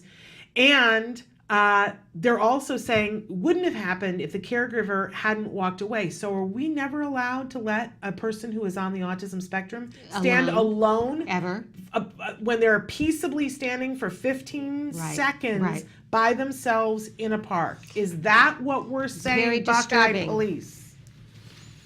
I think you want to think about that. Yeah, I think so too, because if we've got to have a caregiver with our child 24/7, 365, every second minute of the day, we're talking about a place that our children are never going to learn independence. The family has asked for this police officer to give an apology, and I do not begrudge them that at all. I think that's what's best for this police officer and the boy so that he won't be traumatized. But I place the blame for this firmly on whoever is in charge of that police department. And whoever is in charge of training. I place this firmly at your feet. And I say loud and proud, if you do not fix this, anything that happens after this date as a result is on your dime. You are responsible. Agreed. Stop passing the buck. All right, let's talk about another more pleasant story. Palate cleanse? Palate cleanse, yes. Wonderful story on today, actually. I don't know whether it was actually on the show or just on their website, about a mom who helped her son fulfill his dream of starting a bakery. Jacob Whitman faced the completion of his high school years. His mother, Shelley, met the milestone with the unexpected feeling of complete dread, which falling off the cliff, once again, which we've been hearing so much more about. She realized that once he got out of school, there was nothing for him, and that he was going to be basically sitting in the basement playing video games and collecting disability. So instead, they started a bakery, and they're only 4 months along, but it's growing at a rapid pace, and it's got a wonderful name, which it basically says no labels at the table. Love it. It's the name, so it doesn't label anybody, and it makes gluten-free, dairy-free baked products, and it's employing only those with autism. They've got 13 employees now, and they're hoping to go to a storefront and have 25. We wish that upon them. I want to know if they do mail order. because we have taken to here, and by the way, on the show tomorrow, we're going to have a young man from the Miller Career and Transition Program talking to us about the different internships that you do. And we have been trying to use their services more often, that they have a bakery but they don't do gluten-free. Right. But they make fabulous birthday cakes. And I really love that, being able to order a cake and have it be an experience that people who are on the autism spectrum and have other, different abilities are baking those cakes, and they make scones and those kinds of things. But I secretly wish that they were gluten-free, right? Yeah. Because I'm gluten-free. And a lot of people I know are gluten-free. So I love that this is gluten-free, dairy-free, and I want to know if they do mail order. Because we would order some from time to time. That's right. What a wonderful So we're hoping thing. that they get a storefront, and it's given a whole new life to Jacob and to many of the others who have been hired. I love this quote that she says, "A year ago, I didn't know what I was going to do." Because a lot of us have that moment, right, where we go, I don't know what I'm going to do. And she said, "I was battling him every day to get him out of his room, to get his schoolwork done. Now he's up, ready to go at 7:30 in the morning, and he can work a 12-hour day." Yes. In just 1 year. Isn't that a wonderful thing? It is a wonderful thing. It's a reminder to all not of us only has what her can be son done. found his life purpose, but so have I. There you go. Love it, love it, love it. We got a couple of other news stories. One that makes me a little bit nutty, coming to you from Newsweek. The headline is "Girls with Autism Look Masculine, Study Shows," lending support to the extreme male brain theory. And they're talking specifically about size of forehead and distance between eyes and those kinds of things. It isn't, I hate it that they're calling it masculine. Yes. It just bugs me. I know, because how is that equated with masculine? Well, it's because they decided that it's equated with masculine. And we've long been looking for, why do more boys on the autism spectrum have autism, and that the percentage of girls is less. And I understand that they're starting to look at things and micro look at things and see that facial features, but the fact that they had to label it the male brain, and that it's based on a wider forehead and a narrower mid face. Just because you know why it bugs me? Because girls on the spectrum already have enough to contend with. Yes. For now to have people all over the news saying, "And by the way, you have a more masculine face." Yeah, right. I'm sorry. Honestly, when my son's hair gets a little bit longer, people mistake him for a girl all the time. So to say that something is masculine or feminine, just bugs the you-know-what's out of me. I hate it when McDonald's says that this Happy Meal toy is the boy toy and this one is... Grow up, folks. Says you're on a roll today. I love it. You're a fireball. They said this could provide evidence for a controversial theory that sees autism as a result of an extreme male brain. Yeah. Which, then we get into talking about the hormones and the cascade in the brain, and we're going to talk about the amygdala. But again, why do you have to package it this way? Right. It is so like caveman. Let's be in this century, and a better way to phrase it would have, if you want to say that, features that are classically considered to be more masculine, instead of saying whatever. Instead of girls with autism look masculine. This makes me Okay. want to barf. And then there's another study that showed that children who have both autism and anxiety have an unusually small amygdala, but only on the right side of the brain. So yet another study that's looking at the brains of kids with autism. And we want to do that. And the great thing about this is that we can look and see what the differences are in all of these things. I went off because I don't like the way we're reporting it, but the way I think the big hope is that at some point when we put together all of the different differences, then you're going to be able to look and see similarities. And I think that's what they're getting to. And when you can see differences and similarities, then you can start to pinpoint at what things start to shift and when they start to shift. We've long said, and this study further shows this, that it appears that something happens in a brain that is of somebody who's going to be diagnosed with autism later on, where it might grow in certain parts faster than it should have. And that when it does that, the phrase that I love that somebody told me one time, it's as if The brain has the time to set up long distance service, but not local service. So that's why sometimes our kids who are on the autism spectrum know things that are beyond their age, but they can't do the simple thing. Yeah. Right? So now knowing that the amygdala on one side is smaller and catching when it is smaller. Only in those with anxiety. Maybe that's going to help well. us to be able to change that, because the anxiety is the thing that is so overwhelming all the time, right?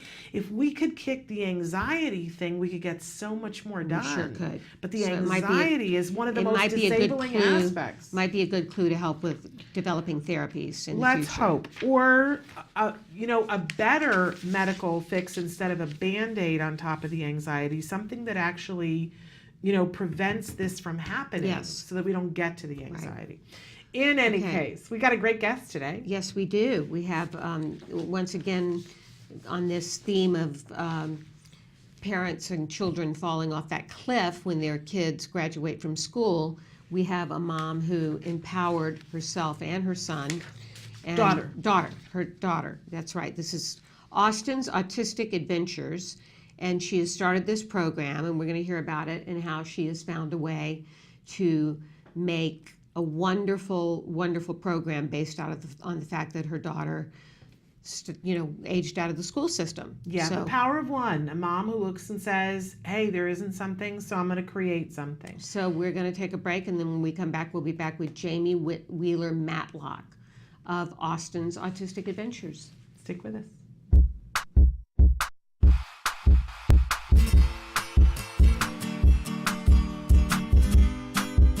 Hey guys, for the month of September, I figured I'd show you guys how to make a task completion chart to help your kids get through the hardest parts of the day. Parents have been writing into our host, Shannon Penrod, the hardest parts of the day are waking up in the morning, after school, and getting ready for bed.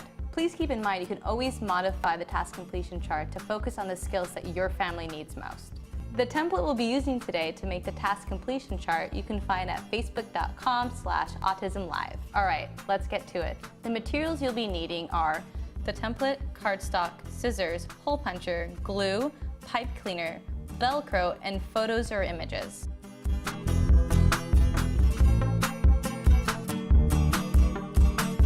We find it more reinforcing for kids if you use images of themselves doing the task that you're trying to get them to complete.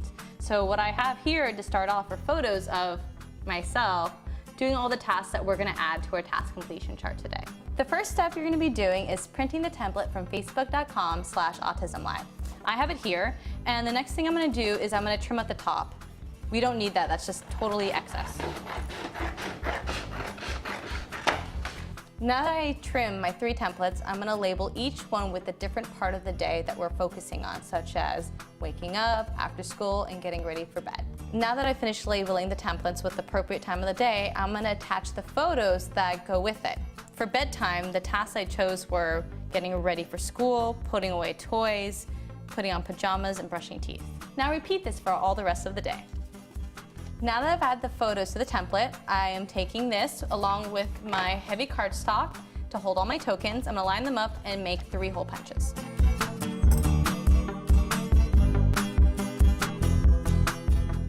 I'm going to take this pipe cleaner and attach the pages together with it.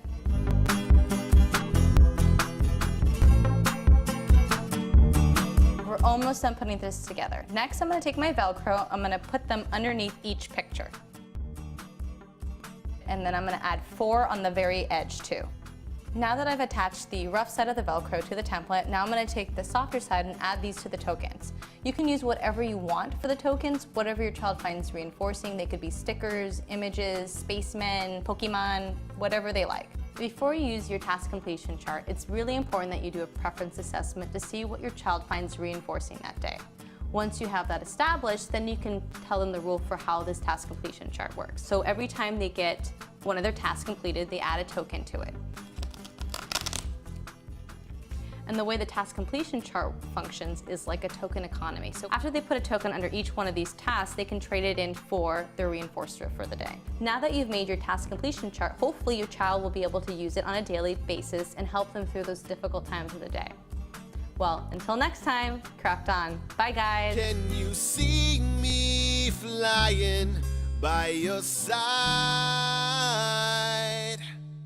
Back, and as promised, we have an autism mom whose life changed when her daughter aged out of school. And so her name is Jamie Wheeler Matlock, and she has started Austin's Autistic Adventures. So Jamie, welcome to the show.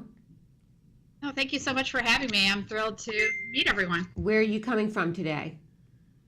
We are just outside of Dallas in a little suburb called Richardson. Okay. Fabulous. And tell us how this idea came about and how it started. Okay. Well, when Austin was in high school, she had many things to do all day long. Unlike a lot of people on the spectrum, she's very social. She was kind of the star of her high school. Everyone knew her. She was very involved in choir, had solos, and was just had a very busy day, very busy weekends. She was involved in Young Life and theater and all sorts of things. But in spring of her senior year, I went to a special needs conference, and a young lady who was not autistic, I think she had muscular sclerosis, but anyway, she was giving her little talk about life after high school and began crying because she was so lonely and bored. All her friends had moved away and gone to college.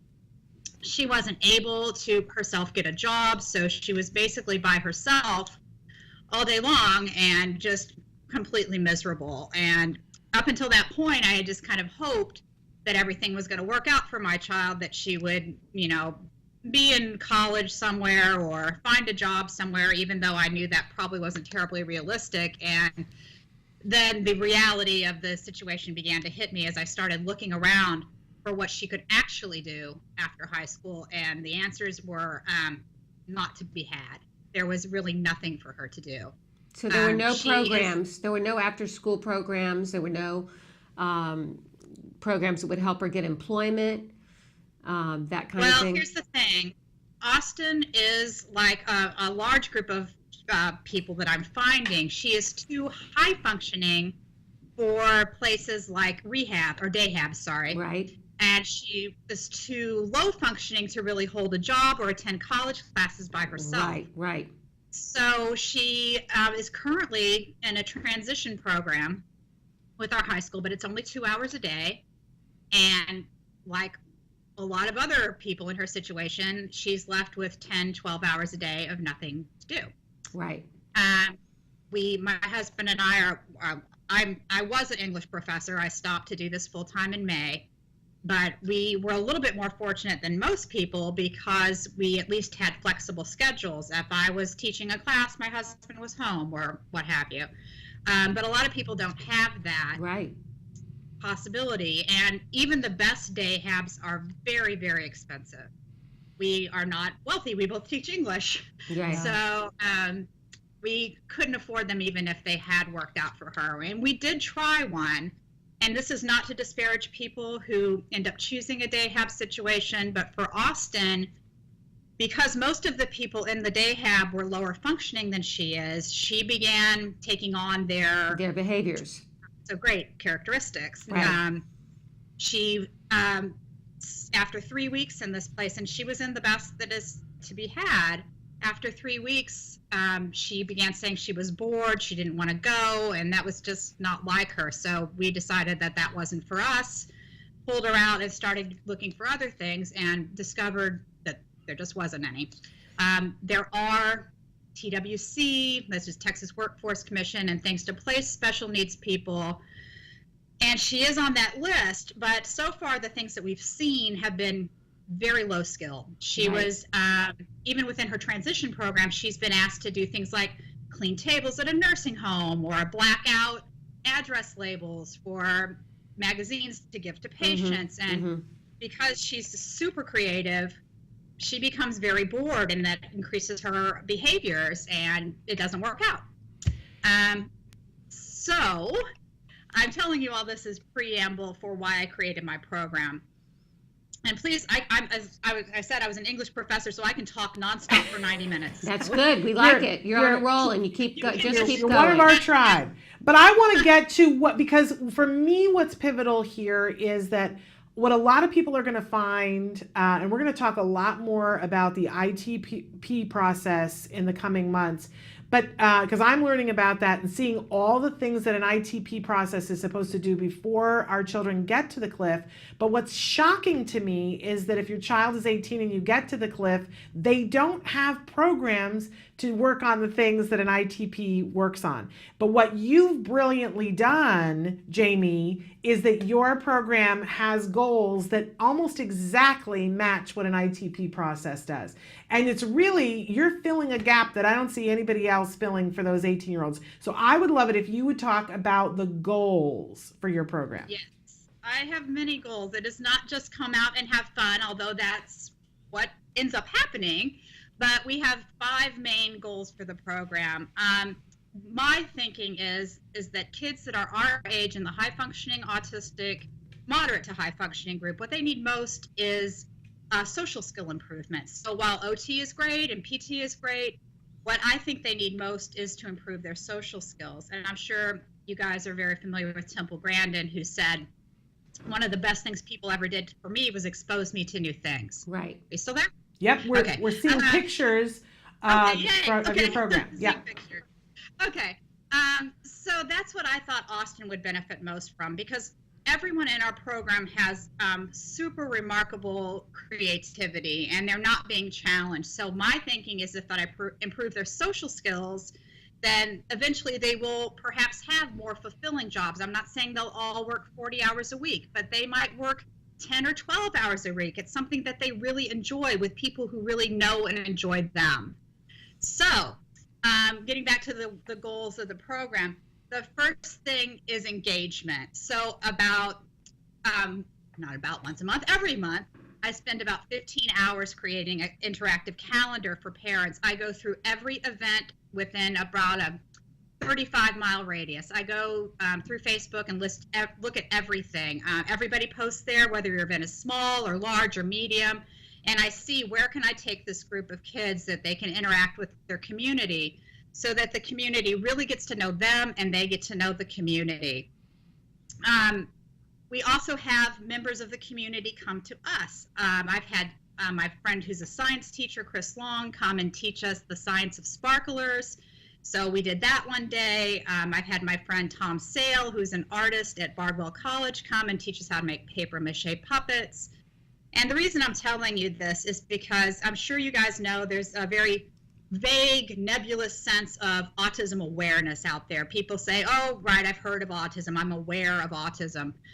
But they don't really know people on the spectrum. So by us going out every single day to places large, medium, small in our community, by having the community come to us, they really get to know our kids. And I have lots of anecdotal stories I can tell you here if you have time. Tell us some of the anecdotal stories. Yeah. This is a daily, I want to just interrupt for a second. This is a daily program, correct? Daily meeting. It is, and I'll talk to you more about why that's unique in and of itself. I don't want to get too off track here, but I want to remind me to tell you the other 2 things that I think makes my program really special. Yeah. But anecdotal stories. Right. So it's having the community involved and interactive with our kids. Recently, I took them to see a melodrama at night. You know, melodrama where you throw popcorn at the villains and you boo. Yes, love it. I had called previously, so we got front row seats for the tables with the kids, and of course they had a great time throwing the popcorn and all that. And at the end, 2 of our kids, my daughter among them, ran up on stage and took bows with the cast and hugged all the cast members. Well, you can't get more interactive with autism than that. And my husband and I just kind of went, oh my goodness, well, there you go. What are you going to do? Too late. There they go. The next day, the cast came to my Facebook page and said how much they loved meeting our kids. It was the most fun night they'd had in recent memory. Wanted to know when we could come back. And while this hasn't happened yet, that's how I see opportunities opening for our kids. A lot of our kids are artists, for example. So maybe the next time the Sandwich Theater has an opportunity for some scene painting, they might say, hey, you said you had a kid that's good at art. Would they like to come paint some backdrops for us or something like that? So that our kids can start using what they're good at and having people who know and like them give them something to do. You're making that's- connections with the community, Jamie, and we don't know how far those ripples will go, but it's what they need. Exactly, and that's where we go everywhere. I think you showed pictures a minute ago. We went to an art studio. We had a lady give us a private session on Canvas, and I was just absolutely blown away by how good some of our kids are. So again, that might be an occasion where she says, hey, could Ryan come and help us prepare canvases or something like that.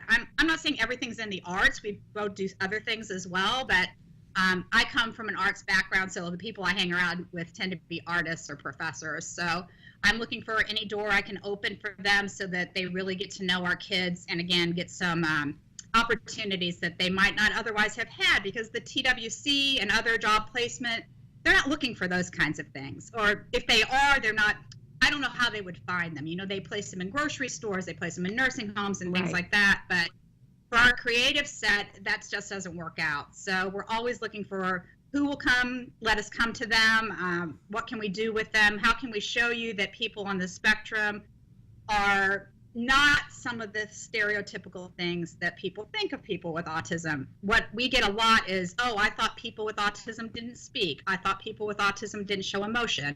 I thought people with autism didn't smile. I thought people with autism were violent.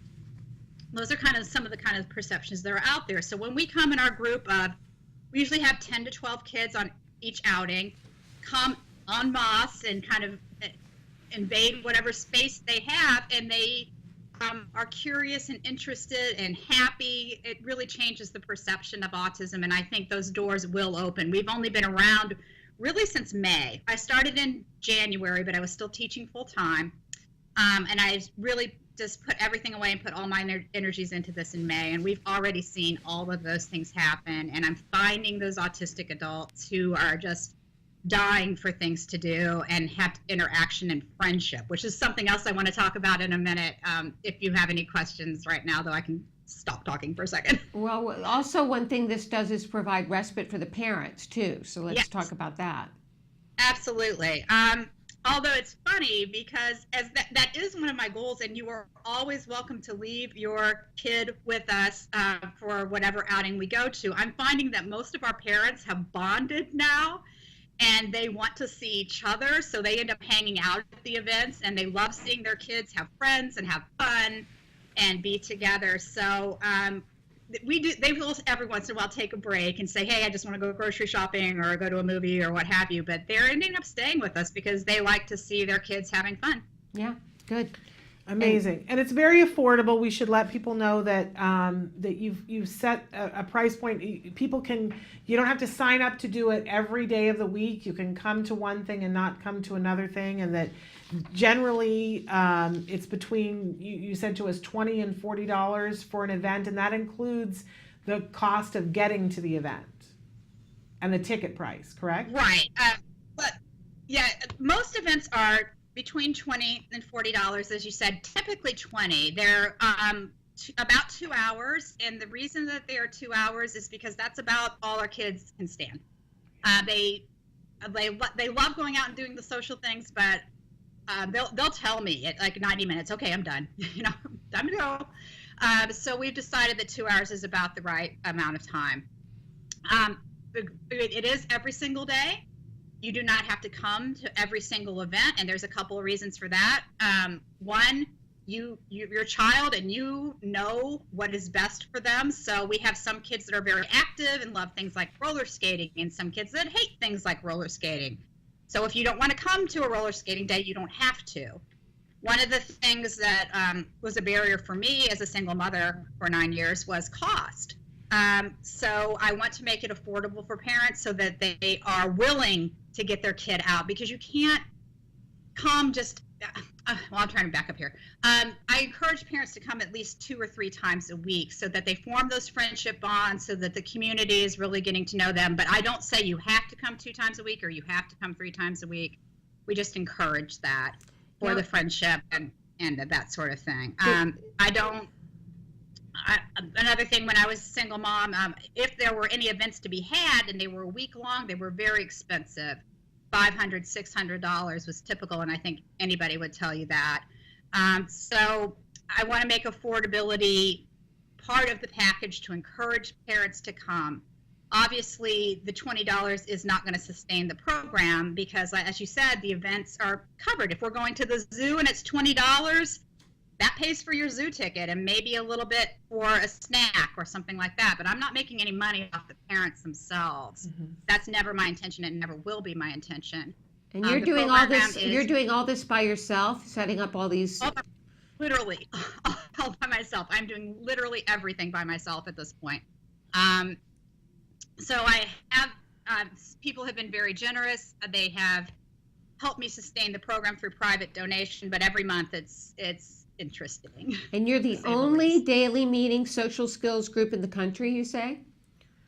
To your knowledge? That's what I've, to my knowledge. Now, if there is, I haven't heard about it. Right. I had a friend when I first started, we looked into this and we looked for other things and couldn't find any. Now, there are places that'll meet once a month or quarterly or something like that. But we are daily because I think it has to be daily. For our kids in particular, improving those social skills means going out all the time. Right.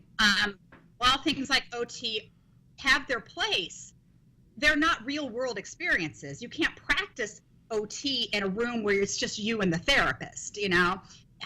Practicing speaking to the ticket agent or ordering dinner or whatever, it takes actual being out in public. So we've already seen so many families. Everything that I thought in theory would happen has actually happened, and that's been really gratifying for me to see those friendships being formed. That's just been so wonderful. When WFAA, our local ABC affiliate, came to do a story on us, she was watching, the reporter was watching my kids around a table, and she said, "Oh my gosh, how many years have they known each other? They all get along so well." And I said, "They've known each other a few weeks." So our kids are hungry for that kind of friendship and interaction. They just haven't had anywhere to get it until now. Most of our kids in the program have now exchanged Facebook and phone numbers. They call each other. If I'm late getting pictures up from the event, I post them every day because they're the ones that want to see them. They'll text me and call me, "Jamie, where are the pictures? Jamie, where's the calendar? What are we doing tomorrow? Who's coming?" So that is really gratifying for me to see, and so I'm so happy for them. Now, Jamie, where can people get a hold of you if they're in your area and would like to be involved? Anyone can. Oops, we lost her right then. We were doing so good and we lost her. I know. But there is a website that you can go to. And do we have that, Samantha? Can you put that up on the screen, the website? And hopefully we'll get her back. There's Austin's Autistic Adventures.squarespace.com. And I know that they have information on that site that you can find out events that are coming up. Right. But I want to say too, we talk about on the show all the time the power of one. Right.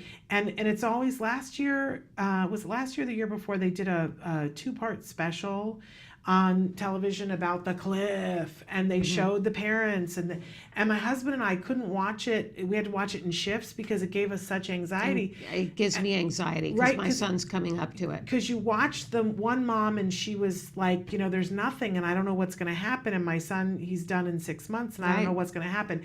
And of course, as you watch, you see what always happens is the mom goes, okay, there's nothing there. So I guess I'm going to have to create something. Now, sometimes you luck out. Sometimes you're me and you live in a community and you go, oh, a mom already did this for me, so I get to move on to the next thing that my kid doesn't have. And then you do. There's always a place for you to find something that doesn't exist. But, you know, look first to see if somebody's doing something like this in your area or the thing that you need.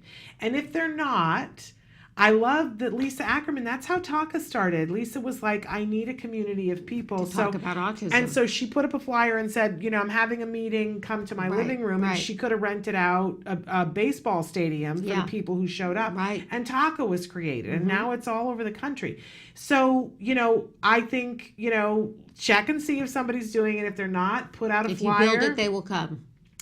Because you're not the only person who needs it. Let's face that. And sometimes it's your answer too. To hear that this is one of the only, that possibly the only program in the country for That's daily daily. get-together is really kind of frightening. Yeah. Yeah, but now she's setting a model and saying, this is how I'm going to do Right. it. She's had to leave her full-time job to do it. Yes. But her daughter has a program, she's got a mission, and all these other families are benefiting from it. And I think, before too long, she's going to have a book and other things that'll happen for her because this happened. And that this will grow into other chapters, Yes. I'm sure. And I'm sure that somebody's watching going, okay, now wait a second, maybe I can do that. Maybe I can do this for my child, in my community. Yeah. I mean, anything is possible. So it appears that we've lost her and she's rebooted. We're going to be out of time though. But we thank Jamie so much for being with us and for being an inspirational And wish her mom. luck with Austin's Autistic Adventures, that it grows Absolutely. and goes around the country. Okay, we're going to take a short break and then we're going to come back to close out the show and talk Okay. about some things coming up. Stick with us.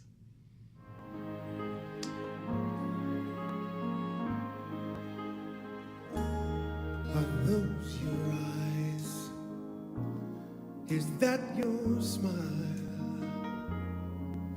I've been looking at you forever, yet I never saw you before. Are these your hands? As a celebrity, whatever that means, you want to do what you can to give back. The way I've always looked at it, if I'm available, I'm going to be there. And when you get there and you see what folks are doing and the lives that they're touching, how can you not want to continue to be a part of it? And for the first time, I am looking in your eyes. What can we all do to make a difference? Not only with trying to find a cure, but to help the children and the families that may not have the resources for these kids. When you're looking back at me, now I understand what... None of us are doing enough, but I think that we're doing as much as we possibly can. Because we all live in society, and the more we can all do to help society, the more it helps all of us. And for the first time, I am looking in your eyes. And for the first time, I'm seeing who you are. I can't believe how much I see when you're looking back at me. Now I understand what love is. Love is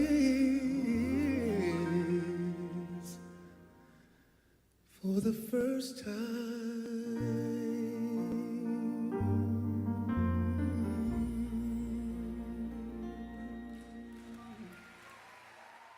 Welcome back. And we're really sorry that we lost weren't able Jamie, to but connect with Jamie. we got a lot of great we'll discussion have her back on in. another time too. We had some questions that came in though that I wanted to get a second to. Should we start with the stimming one? Yeah, let's start with the stimming, Somebody because that's said- something that my son has a big issue with. And I think most of our kids do.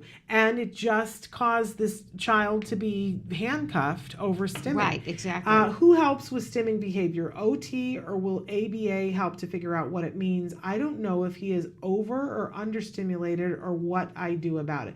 Let's start by saying that everybody uses this phrase stimming, which is short for self-stimulatory behavior, which is a misnomer. That's even wrong. And you know this because you wrote it and said, I don't know whether he's overstimulated or understimulated. What it means, usually how we like to talk about it is that there are four basic reasons why people do behaviors. And the one that stimming comes under is the automatic reinforcing. There is something about the behavior that gives that individual a paycheck. It's giving them relief, it's soothing Sometimes it's soothing, sometimes it relieves pressure, sometimes it helps them to stay awake. Yeah. Sometimes there's colors that they see. That's when Wyatt tells me he sees colors when he does splashes his water. Exactly. So, and that's pleasing. That's calming. we talked to Temple about the fact that she spun the metal thing on the end of her bed, because if you spin it, I'm always fascinated when she talks about it, because she lights up like a Christmas tree. Yeah. And she says, no, because if you turn it slow, it shows different colors. The pattern when you she turn saw, it and the fast, colors she saw. And the same thing with sand. If you take her to the beach, she says, forget it. I'm on the sand and I'm running sand through my fingers and doing it slowly and fast. She goes, oh, she says, I can take a whole day. That's great. It's the same as us playing our stupid games on our smartphones. Right. It's pleasing for whatever reason. Yeah. Okay, so who back works to the on question. it? Yeah, who works on it? An OT can work on self-stimulatory behavior depending on what the behavior is. And there I just use the misnomer automatic reinforcing behavior. I think it's much more effective to work on it with an ABA provider, because they'll work on it from a behavioral standpoint. But there are a lot of questions to ask yourself about the behavior. And I think the first most important is, how big of a deal is it? If this, when we see kids who do this, and there are a lot of people who will say to you, so what's wrong with doing this? Well, there really isn't anything wrong with doing this unless we're at the point where it's time to write something, to write, please, I need help. And if all you can do is this and you can't write, please, I need help, which takes a lot of practice and a lot of learning, then you have a potential problem. But for each family, for each kid, you got to weigh and go, how important is this? Right. Is this taking away, detracting from their regular functioning? Right. And is this a behavior that we can allow some of the time, or do we need to get rid of this because it's injurious to themselves or other people? We're probably going to run long, Samantha, and I apologize. So, so you got to weigh and go, how big of a deal? Because how much time and energy do we want to put into this? Because if it's preventing the child from ever having a friend, that's an issue, right? And from socializing, which it was with Wyatt. When he was in the pool, he'd be splashing and not paying attention to other kids in the pool. And one of the things, there's a whole series of ways to work on things, and no one way is going to work for all behaviors for all kids, because the paycheck is different and it presents in a different way. So it becomes a thing where you take the toolkit and you go, well, let's try this and let's see how that works. And let's try this and let's see how. And you can't give up. And it's the hardest one to crack. It really is. Because it's automatically reinforcing. And the only way that you can effectively change an automatically reinforcing behavior, and this goes for all of us, for all of you who've tried to stop smoking and couldn't manage to do it, the only way to actually change the behavior is to change what happens before the behavior, to change what the consequence for the behavior is, and to give a replacement behavior that gives the exact same paycheck or a higher one. And then but that's a lot of variables that you have to figure out how to do. And the most important one is the replacement behavior, because we're not going to take away somebody's, if what they're doing is regulating themselves, it is cruel to take away the regulator. Without a replacement. Without a replacement. Yeah. But sometimes it takes years to figure out what the replacement is. In the interim, what you can do, and what Temple's mother did, because Temple still spins things. Right. What her mother did was put limits on it. And that's what we've done with Wyatt. We put limits on when he could go out by the pool and splash. Right. And when he can splash in the pool when other kids aren't around. Right. But stop and consider, for those of you who still smoke, you probably have tried to put limits on how many cigarettes you have and how well do you keep up with that. Right. If the stress goes up and we haven't gotten a replacement behavior, you might have a hard time staying within the reasonable limits that you set for yourself. And the same thing for our kids. I always tell the story of Logan Shepherd, who did this, and what they did was give him the same paycheck and changed it to this, and he's a professional drummer. Right. And, and with Wyatt, what they did was... what he did was I put a paintbrush in his hand. There you go. And he now, with watercolor, not watercolor, acrylics, brilliant painter. Stimulates He's by a putting the water, painter. putting the brush in the water, and being able to do that water, and then put it on the canvas. And he sees the colors there. Yeah, he does. Which is brilliant. He can't paint all the time. No. And so, so you're still working on it. Still working on it. And it's exhausting. And it is exhausting. It is one of the hardest, like you say, this is the hardest nut to crack. Right. It is, because it's automatically reinforcing. For those of you guys who have your child does movie talk or they repeat things, that is also a self-stimulatory an automatically reinforcing. I keep using the wrong one. I'm further reinforcing that. Automatically reinforcing. And what we need to realize is that that's not just, it's not random. We have to stop thinking of these things as random. There is a purpose. That is their way of communicating. And it may be that they pick a different quote to communicate I'm unhappy and a different quote to communicate I'm scared. Or they say something over and over again. When I'm having I've said on the show before, I have OCD, and when I'm having a hard time, I have to go back and check the stove. And I might have to go back 2 or 3 times, right? Because I'm having a hard time. And then I'll go, oh, I must be having a hard time today. And I have tools to help myself now. And we can give our kids tools so that they don't have to just be stuck in a groove and repeat themselves. Right. But you gotta remember, it's not random, and it's not just to drive you crazy. It's for a purpose, and we gotta find something that fills the same purpose. Exactly. Cognitive behavioral therapy helps when we know that it's anxiety caused, if it's to calm them. And an OT can help, but I think ABA and cognitive behavioral therapy are the 2 things that are the most effective because it's behavior. Yes. And it does give a paycheck. Tough. And I want to say briefly, we've gone over time, and I want to thank Samantha for letting me know that we've gone over time. She keeps the time, and she's very good. And sometimes I tell her, we got it. And then other times I go, no, I need more time. I just briefly want to address, somebody else wrote in and said, any advice about IEPs? My son is in preschool this year, and we have our first IEP meeting on Monday. And of course, I could do 7 hours on this. It's a rather long, but here's what I want to say. Don't sign anything when you go to the meeting. That's the first except attendance that you're there. I would encourage you today to send an email off to them and let them know that you're going to bring a tape recorder, and then do bring a tape recorder.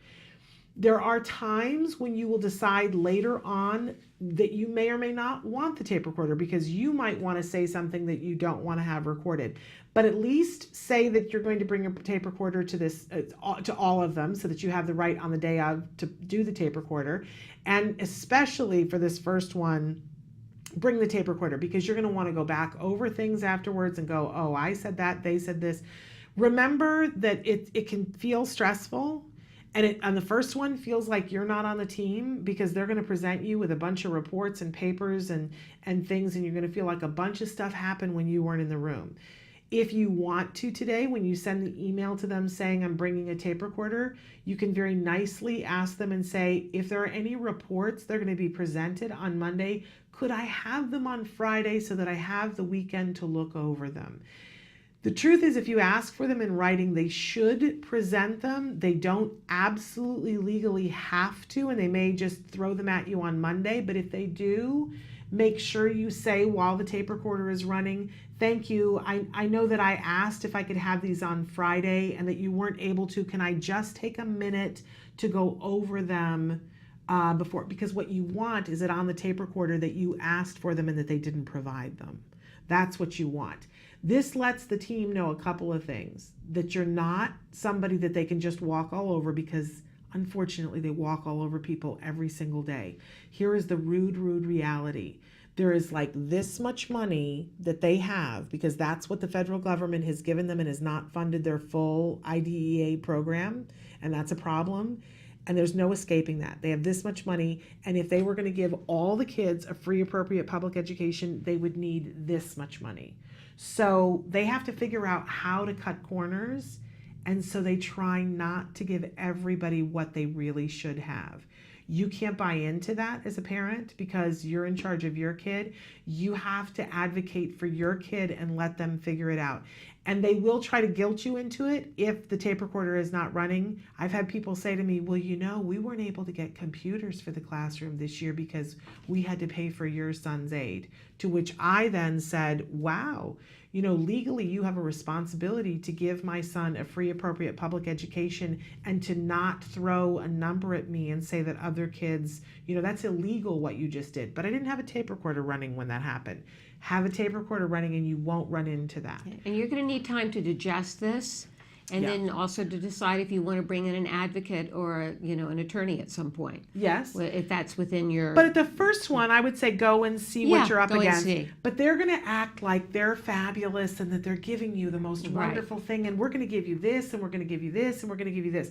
And it might be the most wonderful thing. But there might be a whole bunch more that they're not giving you that you really should have and are entitled to, but they can't afford to give it to everybody. And that's just the rude reality. Yes, it I is. made a deal with myself that I was going to go into my kid's IEP meetings and fight for him like he was the only kid on the planet. And when I would walk out of the IEP meeting, I would fight for every kid for them to have. But in that meeting, I am nobody's mom but his. And because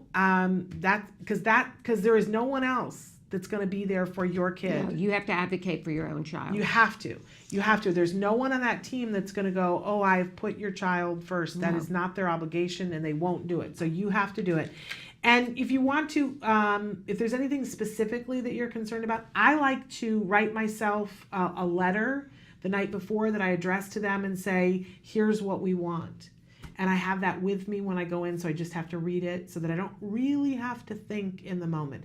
Then you take all the papers home, you read them all, and you can write me and ask me questions about things. And it needs to be individualized. Yeah. So any other advice that we could give, we'd have to know more Right, about more what about your your specific kid, situation. what your kiddo needs. All right, so we've gone way late, and Okay. Samantha's like That was TikTok. a great answer, though. Anyway, Thank you for that. tomorrow, great show. We have the young man who is on the spectrum and joining us from Miller Career and Transition. He's going to Okay. talk about their programs and their internship programs. That's Anthony Vasquez is going to be with us. And we also have the director, writer, producer from Swim Team, the documentary Swim Team. Oh. So that is a fabulous, wait till you guys see that. And then we have some mindfulness and a autism in the classroom tip as Okay. well.